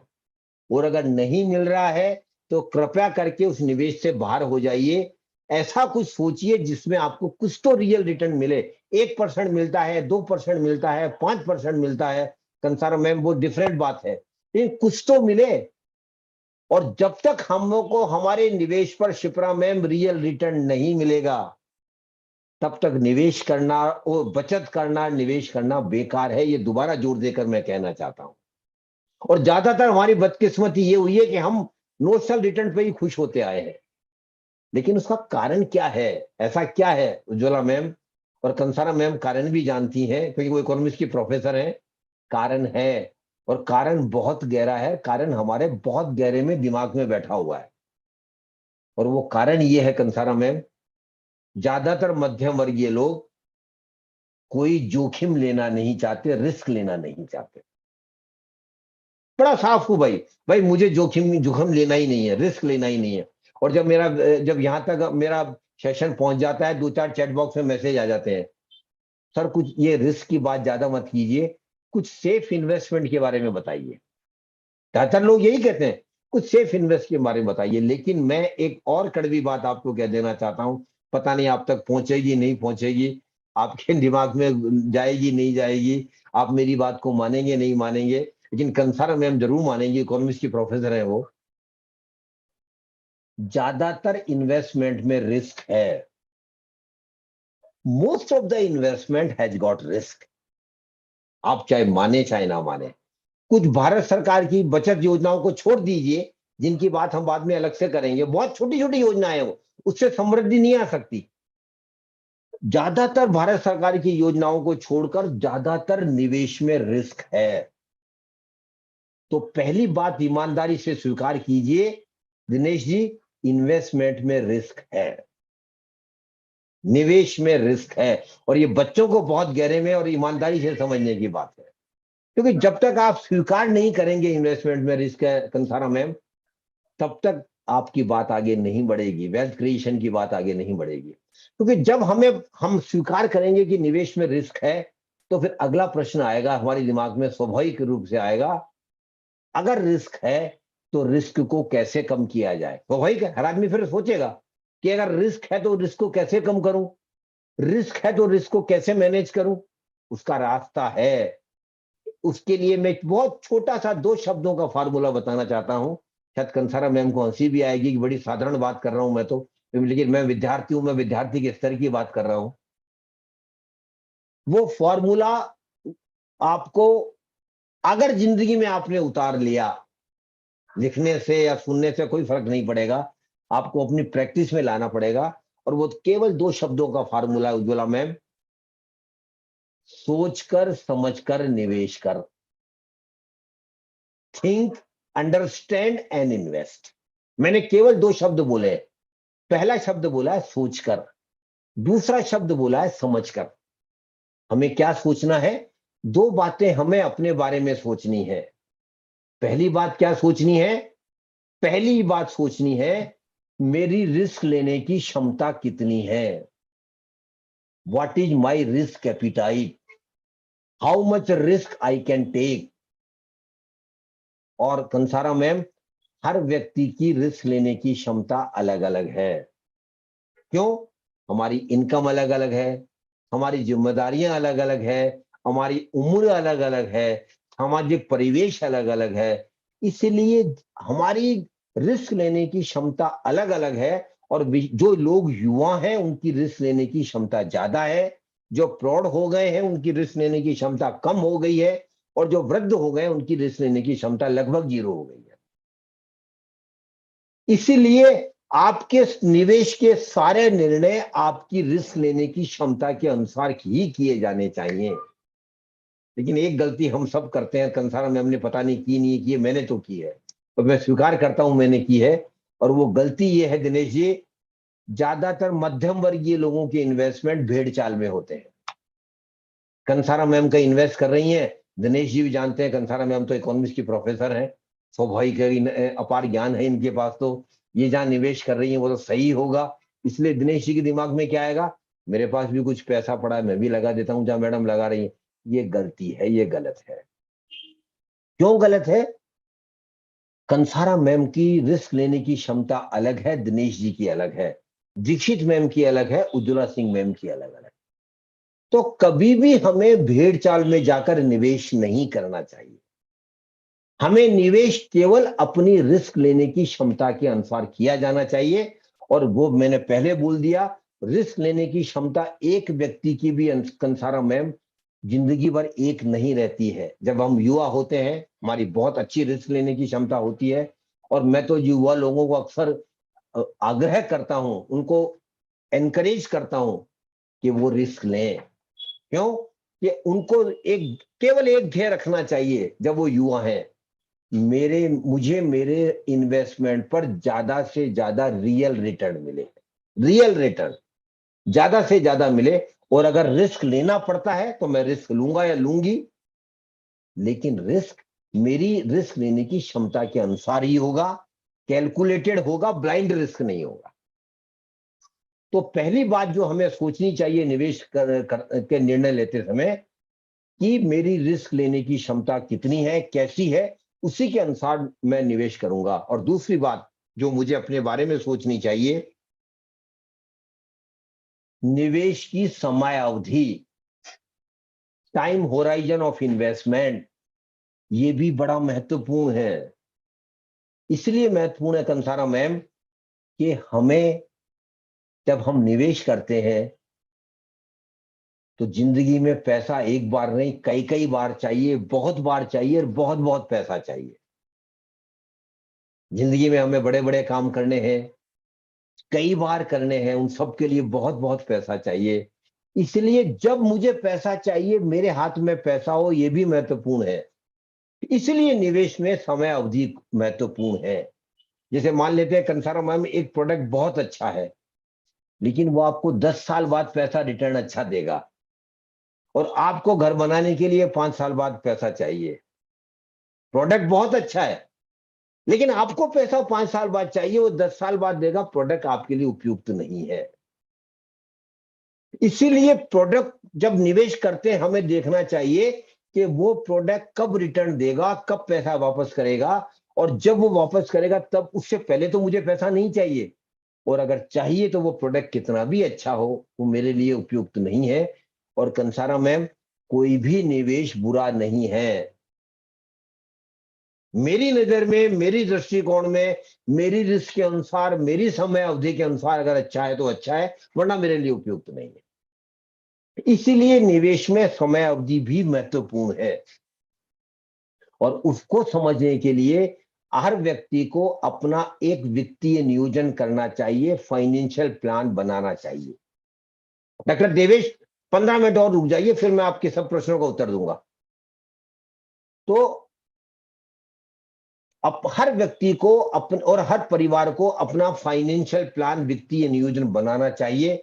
और वित्तीय नियोजन कंसारा मैम केवल यही है, कब कब मुझे कितना कितना पैसा चाहिए इसका अंदाजा लगाना, किस किस काम के लिए चाहिए अंदाजा लगाना। एक चार्ट बना लीजिए, पहले कॉलम में लिखिए आपकी जिंदगी में क्या क्या बड़े काम होने वाले हैं, दूसरे कॉलम में लिखिए ये काम कब कब होने वाले हैं, अंदाजा लगाइए समय के अनुसार समय, और तीसरा इन कामों के लिए कितना कितना पैसा चाहिए। और ये चार्ट जब आप बना लेंगे तो कंसारा मैम मैं चाहता हूं लोग शायद डर भी जाएं, और डरना चाहिए, मैं चाहता हूं लोग डरें, क्योंकि सामान्यतः आपको शायद पता नहीं होगा, एक सामान्य 25-30 साल का जो आज व्यक्ति है, चाहे वो महिला है चाहे पुरुष है, उन्हें अपनी जिंदगी में उज्ज्वला मैम कम से कम 10 से 12 करोड़ रुपए चाहिए अपनी रिटायरमेंट के लिए, बच्चों की शादी के लिए, घर बनाने के लिए, जिंदगी अच्छी जीने के लिए, देश विदेश घूमने के लिए। ये 10-12 करोड़ कहां से आएंगे? अब कंसारा मैम तो मुझे पता है, मुझे बता रही थी कि जो केवीसी में जा रही हैं 7.5 करोड़ रुपए जीत के आएंगी, हमारी शुभकामनाएं हैं। लेकिन कितने लोग जीत पाएंगे? 1 जीत लेगा, 2 जीत लेगा, 5 जीत लेंगे, बाकी सबका क्या होगा? बाकी सबके पास भी 10-12 करोड़ रुपया हो सकता है, मैं विश्वास दिलाता हूं हो सकता है, अगर वो अपने बचत और निवेश के बारे में जिंदगी के शुरू के समय से ही सजग रहें और ध्यान रखें कि ज्यादा से ज्यादा बचत करें, बचत को सही जगह निवेश करें, निवेश से ज्यादा रियल रिटर्न प्राप्त करें, लगातार निवेश करें, लंबे समय तक निवेश करें, तो निश्चित तौर पर उनके पास भी ये पैसा हो सकता है। इसलिए कृपया करके अपने और अपने परिवार का फाइनेंशियल प्लान जरूर बनाएं। और आखिरी में एक बात मैं और कहना चाहता हूं बचत के बारे में, निवेश के बारे में, और वो दुनिया की 8वां आश्चर्य है। कंसारा मैम बहुत अच्छी तरह जानती है, वो अर्थशास्त्र की गुरुजन है, प्रोफेसर है, और वो है rule of compounding. Rule of compounding Ujjwala ma'am दुनिया का 8वां आश्चर्य है। और रूल ऑफ कंपाउंडिंग निवेश में क्या है? बड़ी साधारण सी बात है, एक वादा आपको अपने आप से करना पड़ेगा कि जब जब मेरे निवेश पर मुझे कुछ रिटर्न मिलेगा या इनकम मिलेगी, स्वाभाविक है जब आप निवेश करेंगे आपको इनकम होगी, रिटर्न मिलेगा, आज नहीं कल मिलेगा, कल नहीं परसों मिलेगा। जब जब आपको इन्वेस्टमेंट पर रिटर्न मिलेगी तब कभी भी उस रिटर्न या इनकम को मैं अपने पर्सनल कंजम्पशन में नहीं लूंगी, कभी नहीं लूंगी। ये बात बड़ा मुश्किल है, क्योंकि उज्ज्वला मैम को 10 साल बाद अगर 5 लाख रुपए की रिटर्न मिलती है किसी इन्वेस्टमेंट पर, पूरा परिवार इनके पीछे पड़ जाएगा। अब तो 5 लाख मिले हैं, बाहर घूम के आते हैं, घर का रिनोवेशन करवाते हैं, स्वाभाविक है, बड़ा नेचुरल है ये। लेकिन आपको बड़ा क्लियर ये बात रखनी पड़ेगी, ये रिटर्न मुझे मेरे कंजम्पशन में नहीं लेनी है। जब जब मुझे रिटर्न मिलेगा, चाहे वो 500 रुपए मिले चाहे 5 लाख मिले, जब जब मेरे निवेश पर मुझे रिटर्न मिलेगा उसको मैं कंजम्पशन में नहीं लूंगी, उसको दोबारा री इन्वेस्ट कर दूंगी। जो रेगुलर इन्वेस्टमेंट मैं कर रही हूं उसको साथ करके क्लब करके मैं दोबारा इन्वेस्ट कर दूंगी।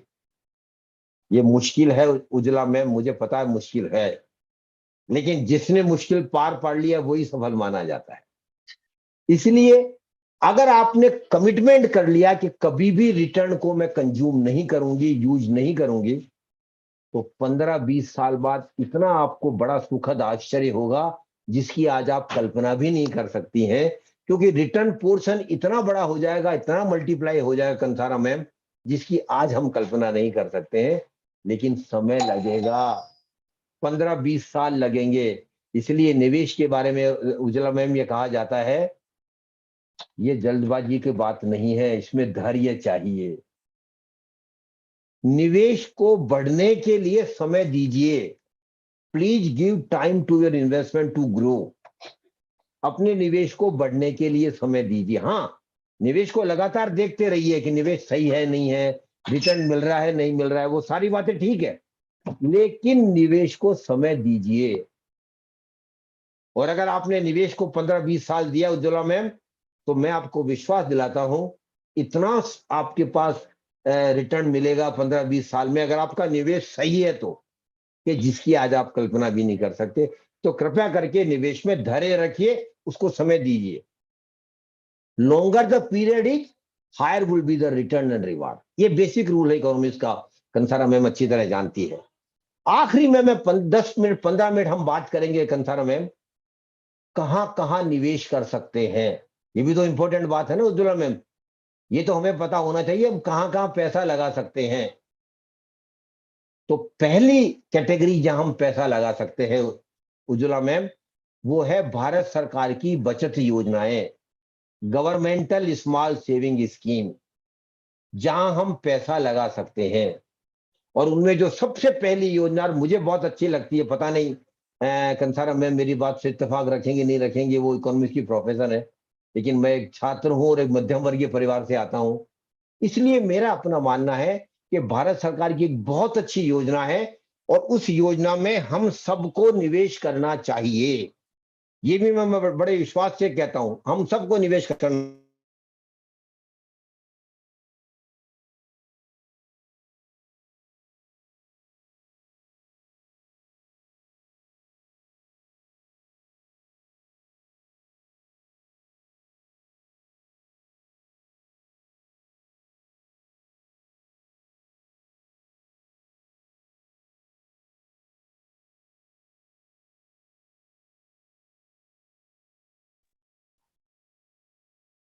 उस योजना का नाम है उज्ज्वला मैम, आपने जरूर उसमें अपना खाता खोला होगा, नहीं खोला तो हमने कहीं गलती की है। उस योजना का नाम है public provident fund account, PPF. बहुत अच्छी योजना है भारत सरकार की, बड़ी यूनिक स्कीम है कंसारा मैम। वो है triple E scheme, exempt exempt exempt, जो रेयर स्कीम होती है। ज्यादातर स्कीम में कहीं कहीं टैक्स लगता है, लेकिन केवल इस योजना में कहीं टैक्स नहीं लगता। इसका नाम है पब्लिक प्रोविडेंट फंड अकाउंट। और मेरा अपना मानना है उज्ज्वला मैम, हर मध्यम वर्गीय आदमी का पब्लिक प्रोविडेंट अकाउंट जरूर होना चाहिए। और ना सिर्फ कंसारा मैम उसका होना चाहिए, उसके परिवार के मेंबर्स का भी होना चाहिए, क्योंकि पीपीएफ अकाउंट बहुत अच्छा अकाउंट है। और उसका है इसमें मिनिमम, आप ये पीपीएफ अकाउंट आप अपने बैंक में खुलवा सकते हैं जहां आपका बैंक खाता है, या पोस्ट ऑफिस में भी खुलवा सकते हैं। और इसमें मिनिमम 500 रुपए इन्वेस्ट कर सकते हैं, ज्यादा से ज्यादा 1.5 लाख रुपए इन्वेस्ट कर सकते हैं। मिनिमम 500 रुपए इन्वेस्ट कर सकते हैं, ज्यादा से ज्यादा 1.5 लाख इन्वेस्ट कर सकते हैं। ये योजना 15 साल की है, लेकिन ये 15 साल बाद भी एक्सटेंड होती है। कंसारा मैम आपको पता होगा, 15 साल बाद भी 5-5 साल के लिए इसे आप एक्सटेंड कर सकते हैं। और भारत सरकार आज भी इस पे 7.1% ब्याज दे रही है, जो रीजनेबल रिटर्न है विदाउट टैक्स। और हर साल इसमें जो इंटरेस्ट मिलता है वो कंपाउंड हो जाता है। और इसमें दो छोटी छोटी बातें और ध्यान रखनी चाहिए, कंसारा मैम जरूर जानती होगी, और वो ये है, आपको कोशिश करनी चाहिए जो 1.5 लाख इसकी मैक्सिमम लिमिट है, वो जब नया बिकते पहले 1.5 लाख रुपए जमा करा दीजिए। उसका फायदा यह होगा उज्ज्वला मैम कि आपको पूरे साल का ब्याज मिलेगा, आप पूरे साल का इंटरेस्ट मिलेगा। लेकिन अगर आप 1.5 लाख रुपए एक साथ जमा नहीं करा पाते, तो एक दूसरा रास्ता और है, जब जब आप इसमें पैसा डिपॉजिट करवाएं, कभी भी पैसा डिपॉजिट करवा सकते हैं पूरे साल में, तब वो पैसा हमेशा 5 तारीख से पहले डिपॉजिट करवाइए। अगर आपने 6 तारीख को पैसा डिपॉजिट करवाया उज्ज्वला मैम, तो आपको उस महीने का ब्याज नहीं मिलेगा, तो आपका पैसा बेकार पड़ा रहा 25 दिन 28 दिन। इसलिए अच्छा अगले महीने की 1 तारीख को जमा कराएं, 2 तारीख को जमा कराएं। ये दोनों बड़ी छोटी छोटी बातें हैं, लेकिन इसमें हजारों रुपए का डिफरेंस आ जाएगा 15-20 सालों में। तो पहली बात मैंने योजना बताई, पब्लिक प्रोविडेंट फंड अकाउंट, जो हर व्यक्ति का होना चाहिए, इवन उसके परिवार के मेंबर का भी होना चाहिए। उसके बाद में अगला जो होगा बात, वो जो मैं सिर्फ स्कीम का नाम बताऊं, समय नहीं है, कंसारा मैम भी घड़ी देख रही है और मेरा भी घड़ी की तरफ ध्यान है, तो मैं इसको समराइज करने की कोशिश करूंगा। अब मैं केवल स्कीम का नाम बताऊंगा, आप अगर उसमें इंटरेस्टेड हैं तो उसमें आप डिटेल वेबसाइट पे जाके मालूम कर सकते हैं। उस स्कीम का नाम है, नेक्स्ट जो इसके बाद scheme, national saving certificate NSC, जहां पर, और ये भारत सरकार की योजनाओं की बात कर रहा हूं अभी मैं केवल, नेशनल सेविंग सर्टिफिकेट। तीसरी योजना है किसान विकास पत्रा, किसान विकास पत्रा। चौथी योजना है रिजर्व बैंक भी समय समय पर टैक्स फ्री और टैक्सेबल बॉन्ड इश्यू करता है, कंसारा मैम आप जानती होंगी, वहां भी हम पैसा इन्वेस्ट कर सकते हैं। उसके बाद भारत सरकार भी आपसे समय समय पर लोन लेती है, ऋण लेती है अपने सिक्योरिटीज को बेचकर, और उसके लिए अभी अभी हाल ही में रिजर्व बैंक ने एक नई वेबसाइट खोली है, उसका नाम है RBI retail direct. RBI retail direct, जहां आप जाकर अपना रजिस्ट्रेशन करवाकर थोड़ा थोड़ा पैसा इन्वेस्ट कर सकते हैं लगातार। उसके बाद में भारत सरकार के बड़े बड़े संस्थान हैं जो आपसे समय समय पर लोन लेते हैं। कंसर मैम आप जानती होंगी, अभी अभी एक बड़ी अच्छी स्कीम भारत सरकार की नेशनल हाईवे अथॉरिटी की चली हुई है, वो बॉन्ड इश्यू करती है 7.80% पर। अभी उन्होंने बॉन्ड इश्यू किए हुए हैं, तो वहां भी आप पैसा इन्वेस्ट कर सकते हैं। उसके अलावा भारत सरकार की और भी बड़े बड़े संस्थान हैं जो समय समय पर आपसे पैसे वो जहां आप इन्वेस्ट कर सकते हैं। और जो सारी भारत सरकार की योजनाएं मैंने बताई, इनमें एक ही यूनिक चीज है, हम सब जानते हैं दिनेश जी, कोई रिस्क नहीं है, कोई जोखिम नहीं है। रिटर्न रीजनेबल हो सकता है, रिटर्न एक्स्ट्राऑर्डिनरी नहीं है, मुझे पता है, कंसारा मैम भी जानती हैं, लेकिन विदाउट रिस्क। तो जो लोग, लेकिन केवल भारत सरकार की योजनाओं से समृद्धि नहीं आएगी, लेकिन मेरा अपना मानना है कंसारा मैम, एक साधारण मध्यम वर्गीय आदमी को करीब करीब 15 से 20% अपना पैसा भारत सरकार की योजनाओं में रखना चाहिए, इन्वेस्ट करना चाहिए। अब आगे बात करेंगे, सब में रिस्क है। पहली बात तो ये कह दूं मैं, भारत सरकार के अलावा सब में रिस्क है। लेकिन उससे पहले एक बात मैं दिनेश जी से पूछना चाहता हूं, दिनेश जी कभी आपने घोड़ों की रेस देखी है टीवी पर? एक बड़े लोगों का गेम होता है, घोड़े दौड़ते हैं, एक घोड़ा जीत जाता है। टीवी पर देखिए, कभी ध्यान से नहीं देखा, ध्यान नहीं। सर वही, हाँ, तो उसमें क्या होता है, 5, 7, 10 घोड़े दौड़ते हैं, एक घोड़ा जीत जाता है। जो घोड़ा जीतता है, जिस आदमियों ने उस पर पैसा लगाया उनको पैसा मिल जाता है, बाकी सबका पैसा डूब जाता है। लेकिन उसका एक गोल्डन रूल है सर, वो हमें ध्यान रखना चाहिए, और वो रूल ये है दिनेश जी, कभी भी अपना सारा पैसा एक घोड़े पर नहीं लगाया जाए, क्योंकि अगर वो घोड़ा फिसड्डी रह गया, सारे पैसे डूब गए आपके। लेकिन यही बात आपके निवेश पे भी लागू होती है, कंसारा मैम जानती हैं, कभी भी अपना सारा पैसा एक जगह इन्वेस्ट मत कीजिए, एक प्रोडक्ट में इन्वेस्ट मत कीजिए। Try to develop a basket of investment, एक इन्वेस्टमेंट की बास्केट बनाइए, अलग अलग जगह पैसा इन्वेस्ट कीजिए। कहीं वहां भी लगाइए जहां बहुत ज्यादा रिस्क है, कुछ वहां भी लगाइए जो जहां थोड़ा कम रिस्क है, कुछ वहां भी लगाइए जहां बहुत कम रिस्क है, और कुछ वहां भी लगाइए जहां कोई रिस्क नहीं है। और अगर आप ऐसा करेंगे, जो करना भी चाहिए, तो आपका रिस्क भी एवरेज आउट हो जाएगा और आपका रिटर्न भी एवरेज आउट हो जाएगा। तो try to develop a basket of investment. उसके बाद में पैसा कहां लगा सकते हैं? रियल एस्टेट में लगा सकते हैं। रुजुला मैम, मैं रियल एस्टेट या प्रॉपर्टी का विशेषज्ञ नहीं हूं। अगर आप में से कोई गुरुजन अगर है तो अगला सेशन बाद में कभी वो अपने स्टाफ मेंबर और फैकल्टी के लिए सेशन प्रॉपर्टी के बारे में वो ले सकते हैं, मेरा आग्रह है। लेकिन उसके बाद अगला जो जहां हम इन्वेस्ट करते हैं, और वो पता नहीं वो मैडम अभी है या नहीं है, उषा किरण मैम शायद नाम था उनका, वो गोल्ड के बारे में जिक्र कर रही थी। गोल्ड भी एक इन्वेस्टमेंट है रुजुला मैम। मध्यम वर्गीय लोगों में गोल्ड इन्वेस्टमेंट नहीं माना जाता, एक सेफ्टी वाल माना जाता है, एक सुरक्षा कवच माना जाता है। हम गोल्ड लेते हैं लेकिन रेयरली कभी बेचते हैं। और शायद आपको ताज्जुब होगा ये जानकर, अभी मैं पिछले वीक ही पढ़ रहा था, एक फिगर आया था, दुनिया का 11% सोना भारत के परिवारों के पास है। हमारे खून में है सोना लेना, गोल्ड लेना हमारा खून में है। और फिर महिलाओं से गोल्ड की बात करना तो बेईमानी है, सूरज को दिया दिखाना है, गोल्ड की क्या बात करनी भाई, जितना गोल्ड हो उतना अच्छा है। लेकिन हिस्टोरिकली हम गोल्ड लेते आए हैं फिजिकल वे में, हम ज्वेलरी खरीदते हैं, हम बिस्किट लेते हैं, लेकिन उज्ज्वला मैम आप जानती हैं, गोल्ड एक डेड इन्वेस्टमेंट भी माना जाता है। मतलब उसमें हम, क्योंकि हम बेचते नहीं है इसलिए उसे हम फायदा देखते भी नहीं है।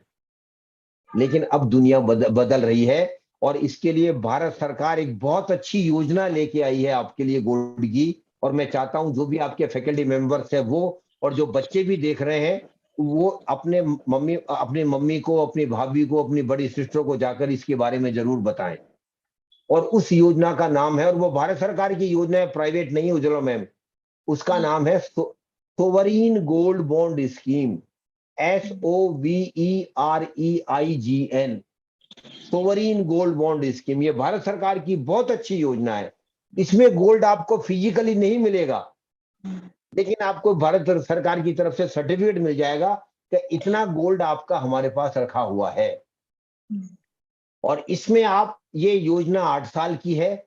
इसमें मिनिमम आप 1 ग्राम सोना इन्वेस्ट कर सकती हैं, सोने की कीमत इन्वेस्ट कर सकती हैं, और ज्यादा से ज्यादा 4 किलो तक की सोने की आप पैसा इन्वेस्ट कर सकती हैं। और जो इसकी रेट है गोल्ड की वो भारत सरकार डिसाइड करती है और हर महीने नया ट्रेंच आता जाता है। तो आपको इसमें इन्वेस्ट करना चाहिए। इसमें 2 फायदे भारत सरकार आपको दे रही है। पहला उज्ज्वला मैम, आपको 2.5% गारंटेड इंटरेस्ट मिलेगा। अगर आपने 1 लाख रुपए इन्वेस्ट किया है तो 2.5% ब्याज आपको इस पे मिलेगा हर साल। और दूसरा फायदा होगा, जितने सोने की कीमत बढ़ेगी वो भी आपको दी जाएगी। जैसे मान लेते हैं उज्ज्वला मैम, आज आपने पैसा 20 ग्राम सोने का पैसा इसमें इन्वेस्ट किया और 50,000 की रेट है, इसका मतलब 1 लाख रुपए आपने लगाया, और 8 साल बाद सोने की कीमत 80,000 रुपए 10 ग्राम हो गई, तो आपको 50,000 वापस नहीं होगा, 80,000 रुपए वापस मिलेगा। तो सोने की जितनी कीमत बढ़ी वो भी आपको मिलेगी और 2.5% ब्याज भी मिलेगा। और ये भारत सरकार ने योजनाएं केवल इसलिए बनाई है कि हम बेवजह सोने को घर में ना रखें। क्योंकि जब सोना हम इंपोर्ट करते हैं, दीक्षित मैम आप जानती होंगी, हजारों करोड़ लाखों टन सोना हर साल भारत को इंपोर्ट करना पड़ता है बाहर से। उससे हमारा फॉरेन एक्सचेंज जाता है। इसलिए भारत सरकार ने योजना बनाई है कि आप सोना लेके घर में मत रखिए, लेकिन जब सोने की आवश्यकता हो मार्केट से आप खरीद सकते हैं। और अगर आपने 8 साल इस योजना में रहे तो आपकी टैक्स लायबिलिटी भी लिटरली 0 रहेगी, बहुत कम रहेगी। तो सोवरीन गोल्ड बॉन्ड बहुत अच्छी स्कीम है, इसमें आप इन्वेस्ट कर सकते हैं। आखिरी में जहां पैसा हम इन्वेस्ट कर सकते हैं उसका नाम है शेयर बाजार, सिक्योरिटी मार्केट। लेकिन दीक्षित मैम ने मेरे सेशन से पहले मुझे बता दिया था कि सर शेयर बाजार की बात ज्यादा मत करना, ये सट्टे बाजारी है, पता नहीं क्या है, हमें समझ में नहीं आता।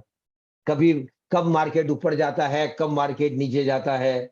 और दीक्षित मैम ने पता नहीं बदकिस्मती से किसी के कहने पर कुछ पैसा बाई चांस लगा दिया होगा, और अगर पैसा कम हो गया होगा तो दीक्षित मैम ने कसम खा ली है मैं तो शेयर बाजार में कभी पैसा नहीं लगाऊंगी। ऐसे बहुत से लोग हैं, ऐसे बहुत से लोग हैं। लेकिन वो कारण क्या है? कारण ये है कि share market is purely knowledge based market है। ये ज्ञान आधारित मार्केट है, ज्ञान आधारित निवेश है। और जिसको शेयर मार्केट का ज्ञान नहीं है उसको कभी भी शेयर मार्केट में डायरेक्ट इन्वेस्ट नहीं करना चाहिए। ये मेरी भी राय है। तो कृपया कभी भी शेयर मार्केट में नॉलेज के बिना इन्वेस्ट ना करें।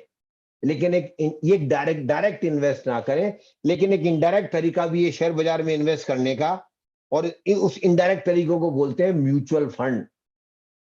और उज्ज्वला मैम जैसा भी अग्रवाल मैम ने जिक्र भी किया था, म्यूचुअल फंड का एडवर्टाइजमेंट आता है, सचिन तेंदुलकर आता है।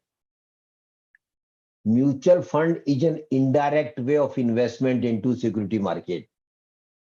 लेकिन आपको एक बात और समझनी चाहिए, म्यूचुअल फंड केवल शेयर बाजार नहीं है।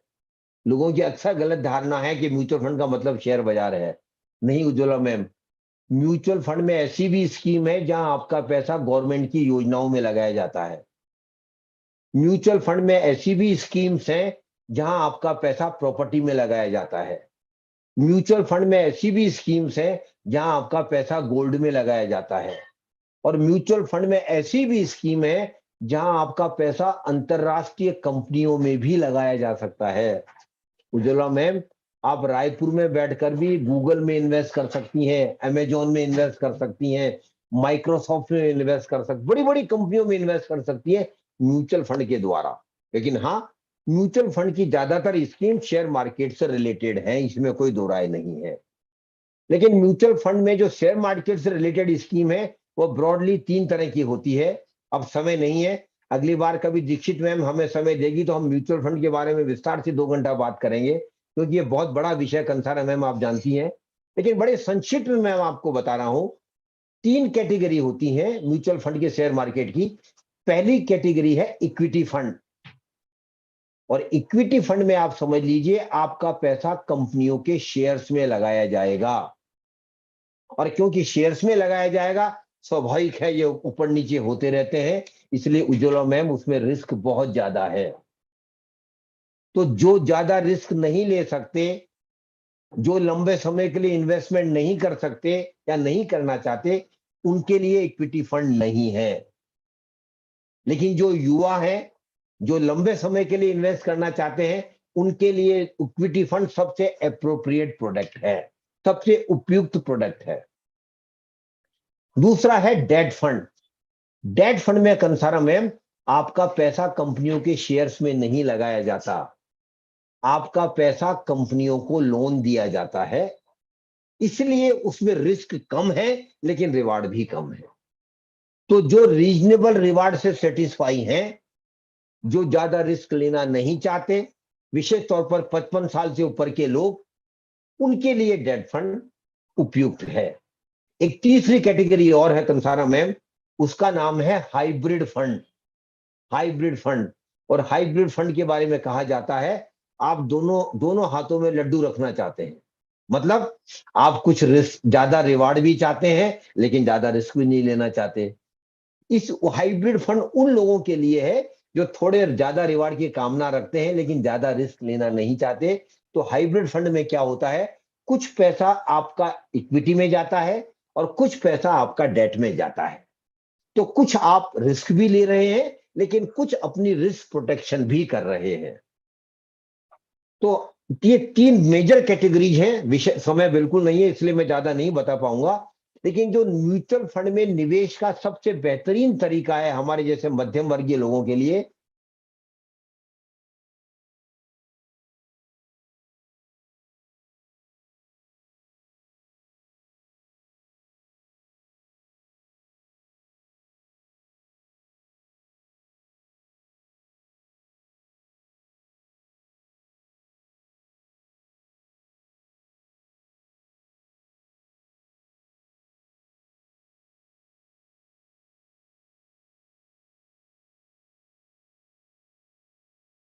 मेरी आवाज आ रही है अब तक?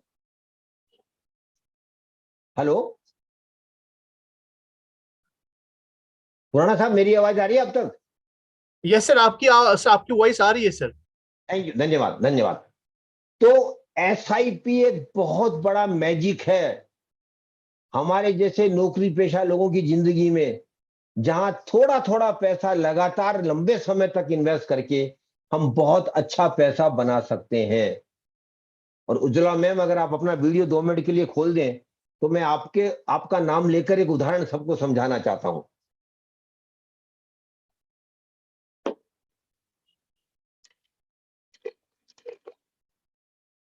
उज्ज्वला मैम आप हैं भी?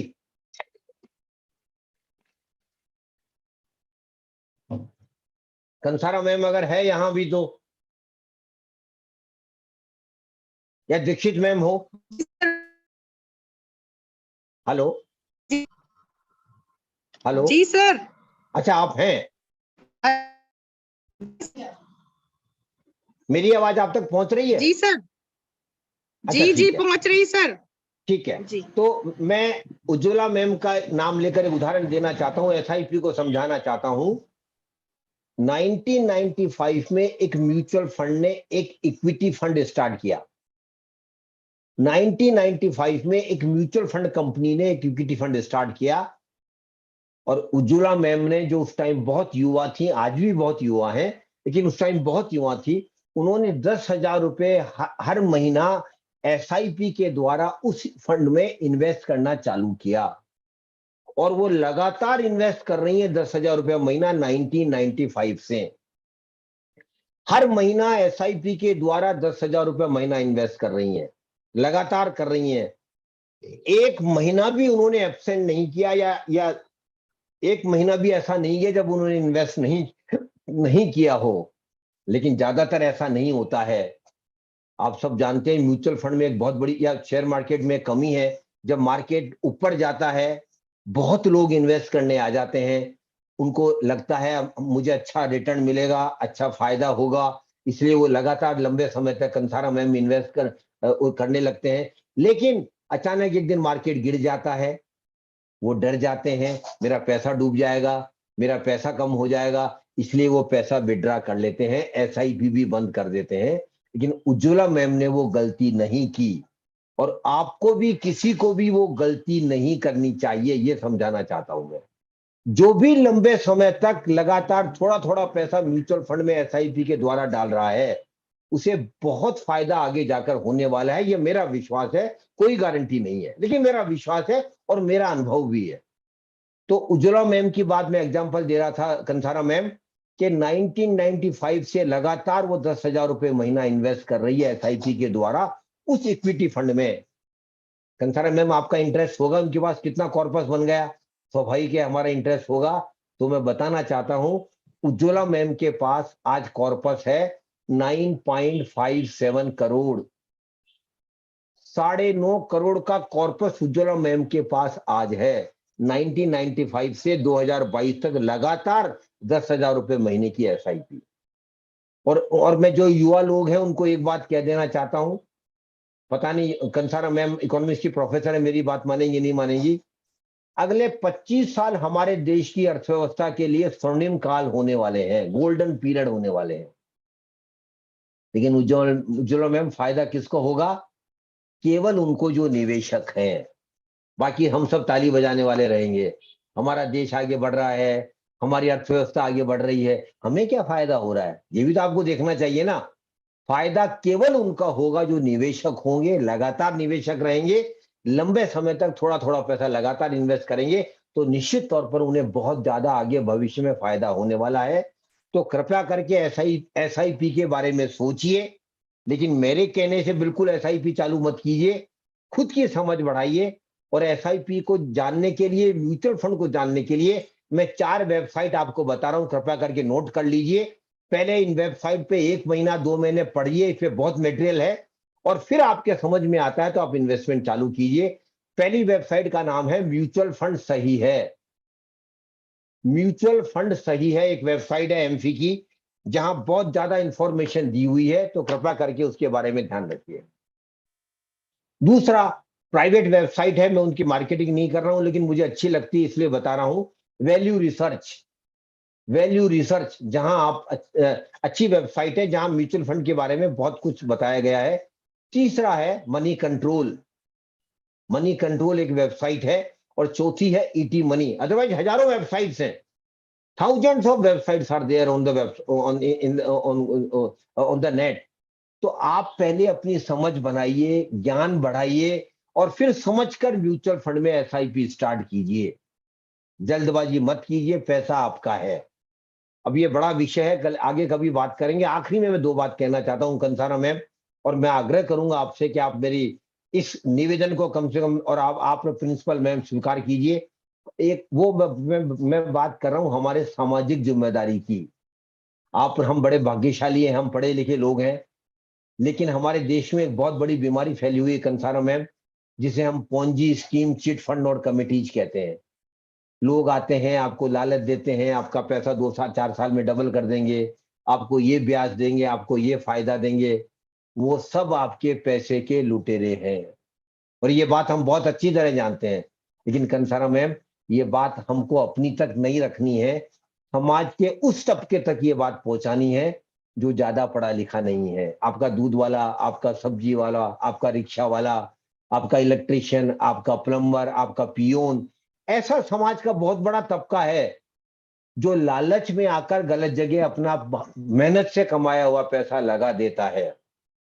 और आपकी मेरी ये सामाजिक जिम्मेदारी है कंसारा मैम, ये उन तक जितना हो सके हम ये बात पहुंचाएं कि कभी भी लालच में आकर गलत जगह पैसा नहीं लगाना है। अगर उनको कोई ज्ञान नहीं है, कोई बात नहीं है, अपना पैसा पोस्ट ऑफिस में रखें, अपना पैसा पोस्ट ऑफिस में रखें, अपना पैसा आप उसमें रखें, बैंक में रखें। कम से कम आपका पैसा सुरक्षित रहेगा और आपको नुकसान नहीं होगा। आखिरी में एक बात मैं कहना चाहता हूं कंसारा मैम, और मैं चाहता हूं वो बात मैं आपकी तरफ से कहूं सब लोगों को। आप बड़े विद्वत अर्थशास्त्र की प्रोफेसर हैं, इसलिए एक निवेदन मैं कंसारा मैम की तरफ से सब पार्टिसिपेंट को करना चाहता हूं। समृद्धि हमारा अधिकार है कंसारा मैम, समृद्धि हमारा अधिकार है। ये भीख नहीं है कोई जो हमें देगा, और समृद्धि भाग्य भी नहीं है। ये भी आप गलत से भी निकाल दीजिए, समृद्धि भाग्य है, समृद्धि भाग्य नहीं है। समृद्धि एक प्रक्रिया के द्वारा हर व्यक्ति हासिल कर सकता है, हर व्यक्ति का अधिकार है। हो सकता है कुछ लोग गरीब घर में पैदा हुए, ऐसा हो सकता है कंसारा मैम कि कुछ लोग गरीब घर में पैदा हुए हो।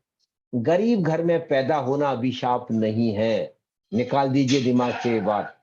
लेकिन गरीब होकर जिंदा रहना और गरीब होकर मरना अभिशाप है, और इस अभिशाप को आप हम सब लोग और विशेष तौर पर युवा लोग आसानी से दूर कर सकते हैं अगर हम अपने पैसे पैसे के बारे में अपनी समझ बढ़ाएंगे, ज्यादा से ज्यादा बचत करेंगे, ज्यादा से ज्यादा निवेश करेंगे, सही जगह निवेश करेंगे, ज्यादा से ज्यादा रियल रिटर्न कमाएंगे, वेल्थ क्रिएट करेंगे, लंबे समय तक निवेश करेंगे, तो निश्चित तौर पर आपकी समृद्धि पक्की है। ये विश्वास मैं आप सबको आज देना चाहता हूं। आप सबका बहुत बहुत धन्यवाद। धन्यवाद सर, बहुत बहुत धन्यवाद। बहुत ही शानदार आपका वक्तव्य रहा। जितनी बारीकी आपने बताई, शायद हम अर्थशास्त्र के प्रोफेसर भी इतनी बातों को नहीं जान पा रहे थे। बहुत डीपली आपने बताया कि अर्थव्यवस्था में समाज के लोगों को, नागरिकों को दो बातों को ध्यान में रखना चाहिए। एक तो वो किस प्रकार से अपनी सुरक्षा बना सकते हैं, सुरक्षा कवच तैयार कर सकते हैं, और दूसरा आपने जो बहुत ही अच्छी बात बताई, समृद्धि हमारा अधिकार है। बिल्कुल सही कहा आपने। हम अपनी तय करते हैं, हम यदि अपनी समृद्धि के लिए प्रयास करें, उचित और विवेकपूर्ण तरीके से यदि हम विनिवेश करते हैं अपने धन को, तो हमें भी अमीर बनने से या धन समृद्धि करने से कोई भी नहीं रोक सकता। बहुत बहुत धन्यवाद सर आपका। आपने बहुत ही अच्छा जानकारी हमें प्रदान की। हमारे बच्चे, हमारी छात्राएं, हमारे जो प्राध्यापक हमारे साथ जुड़े थे, उन सभी के लिए आपने विनिवेश किस प्रकार से हो और निवेश के माध्यम से कैसे वित्तीय सशक्तिकरण हासिल कर सकते हैं, इस मुद्दे पे आपने बहुत ही विस्तार से चर्चा की। अब अंत में मैं हमारे विभाग की अर्थशास्त्र की प्राध्यापिका डॉक्टर अनीता दीक्षित मैडम, जो कि इस वेबिनार की कन्वीनर हैं, उनसे निवेदन करूंगी कि वे आभार प्रदर्शन की औपचारिकता को पूर्ण करेंगी। मैडम एक दो प्रश्न, अगर किसी के प्रश्न हो तो एक दो प्रश्न हम ले सकते हैं, केवल दो प्रश्न। जी सर। कृपया, अगर किसी के प्रश्न हो तो कृपया करके वो अपना हाथ उठा सकते हैं। किसी के कोई भी प्रश्न हो तो कृपया करके अब एक या दो प्रश्न पूछ सकते हैं। नहीं है सर, उसमें तो नहीं आए हैं क्वेश्चन, ये आए कोई हैं, भी प्रश्न नहीं आए हैं। ये है विनीता मैम पूछना चाहती है कुछ। हाँ विनीता मैम बोलिए। हेलो हेलो विनीता मैम बोलिए। हेलो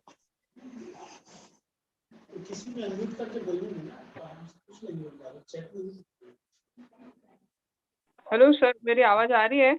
आ रही है, आइए बोलिए बोलिए। Sir, which is more better, public provident fund और voluntary provident fund for the investment purpose? देखिए दोनों एक ही बात है। उसमें भी वॉलंटरी प्रोविडेंट फंड में थोड़ा इंटरेस्ट ज्यादा मिलता है, वहां 8.5% इंटरेस्ट आपको पता होगा, यहाँ 7.10% है। लेकिन अभी गवर्नमेंट ने नया रूल ला दिया है अब 3 लाख से ज्यादा वॉलंटरी कंट्रीब्यूशन पे आपको इनकम टैक्स देना पड़ेगा, जो पहले नहीं था। तो वो लिमिट का जरूर ध्यान रखिए। वॉलंटरी प्रोविडेंट फंड ज्यादा फायदेमंद है as compare to PPF. Okay sir, so 3 lakh के लिए तो वॉलंटरी फिर सही है। 3 लाख तक हाँ, अगर कोई देना चाहे तो up to 3 lakh, up to 3 lakh. Thank you sir, thank you so much. हाँ दीक्षित मैम, अब आप आगे इसको आप वाइंड अप कर सकती हैं।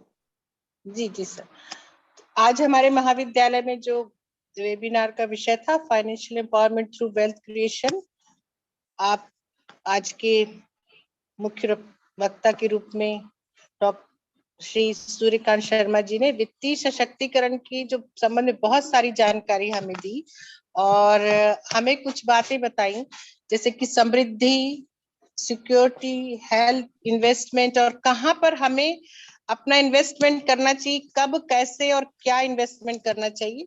इसके लिए मैं उन्हें बहुत बहुत धन्यवाद देती हूँ। और जैसा कि सब जानते हैं कि महिलाओं की जो वित्तीय साक्षरता जो है पुरुषों की तुलना में कम होती है, तो जो इसके विषय में आपने जो बहुत बहुत अच्छी जानकारी हमें दी, उसके लिए आपका बहुत बहुत धन्यवाद। और निश्चित रूप से हम अपनी आय को बहुत अच्छे तरीके से और अच्छे विकल्प में नियोजित करेंगे, ऐसा मैं आज के जो आपने जानकारी दी उसके सभी इस चीज को समझेंगे। और मैं हमारे महाविद्यालय की प्राचार्य डॉक्टर किरण गजपाल मैडम को बहुत बहुत धन्यवाद देना चाहूंगी, जिनके कुशल नेतृत्व में और मार्गदर्शन में हमने इतने महत्वपूर्ण विषय पर जो सफल आयोजन किया, और मैं उम्मीद करती हूँ कि वो आगे भी हमें इसी तरह से मार्गदर्शन देती रहेंगी। आईक्यूएसी प्रभारी डॉक्टर उषा किरण अग्रवाल के प्रति मैं बहुत बहुत आभार व्यक्त करती हूँ, जिन्होंने अपना पूर्ण सहयोग हमारे सेमिनार के आयोजन हेतु प्रदान किया। और मैं इस सेमिनार से जुड़े समस्त प्राध्यापकों, छात्राओं और अन्य प्रतिभागियों की तरफ से भी अपना आभार प्रकट करती हूँ, जिन्होंने कार्यक्रम में शामिल होकर इसे सफल बनाने में उपयोग बहुत बहुत अपना योगदान दिया। और मैं आप सबका बहुत बहुत धन्यवाद करती हूँ और सर से, शर्मा सर से अपेक्षा करती हूँ कि आगे भी कभी जो है वो आके हमें इस तरह से अपने विचारों से लाभान्वित करेंगे। धन्यवाद, आप सभी का बहुत बहुत धन्यवाद। दीक्षित मैम, मैं मेरी तरफ से, एमफी की तरफ से आप सबको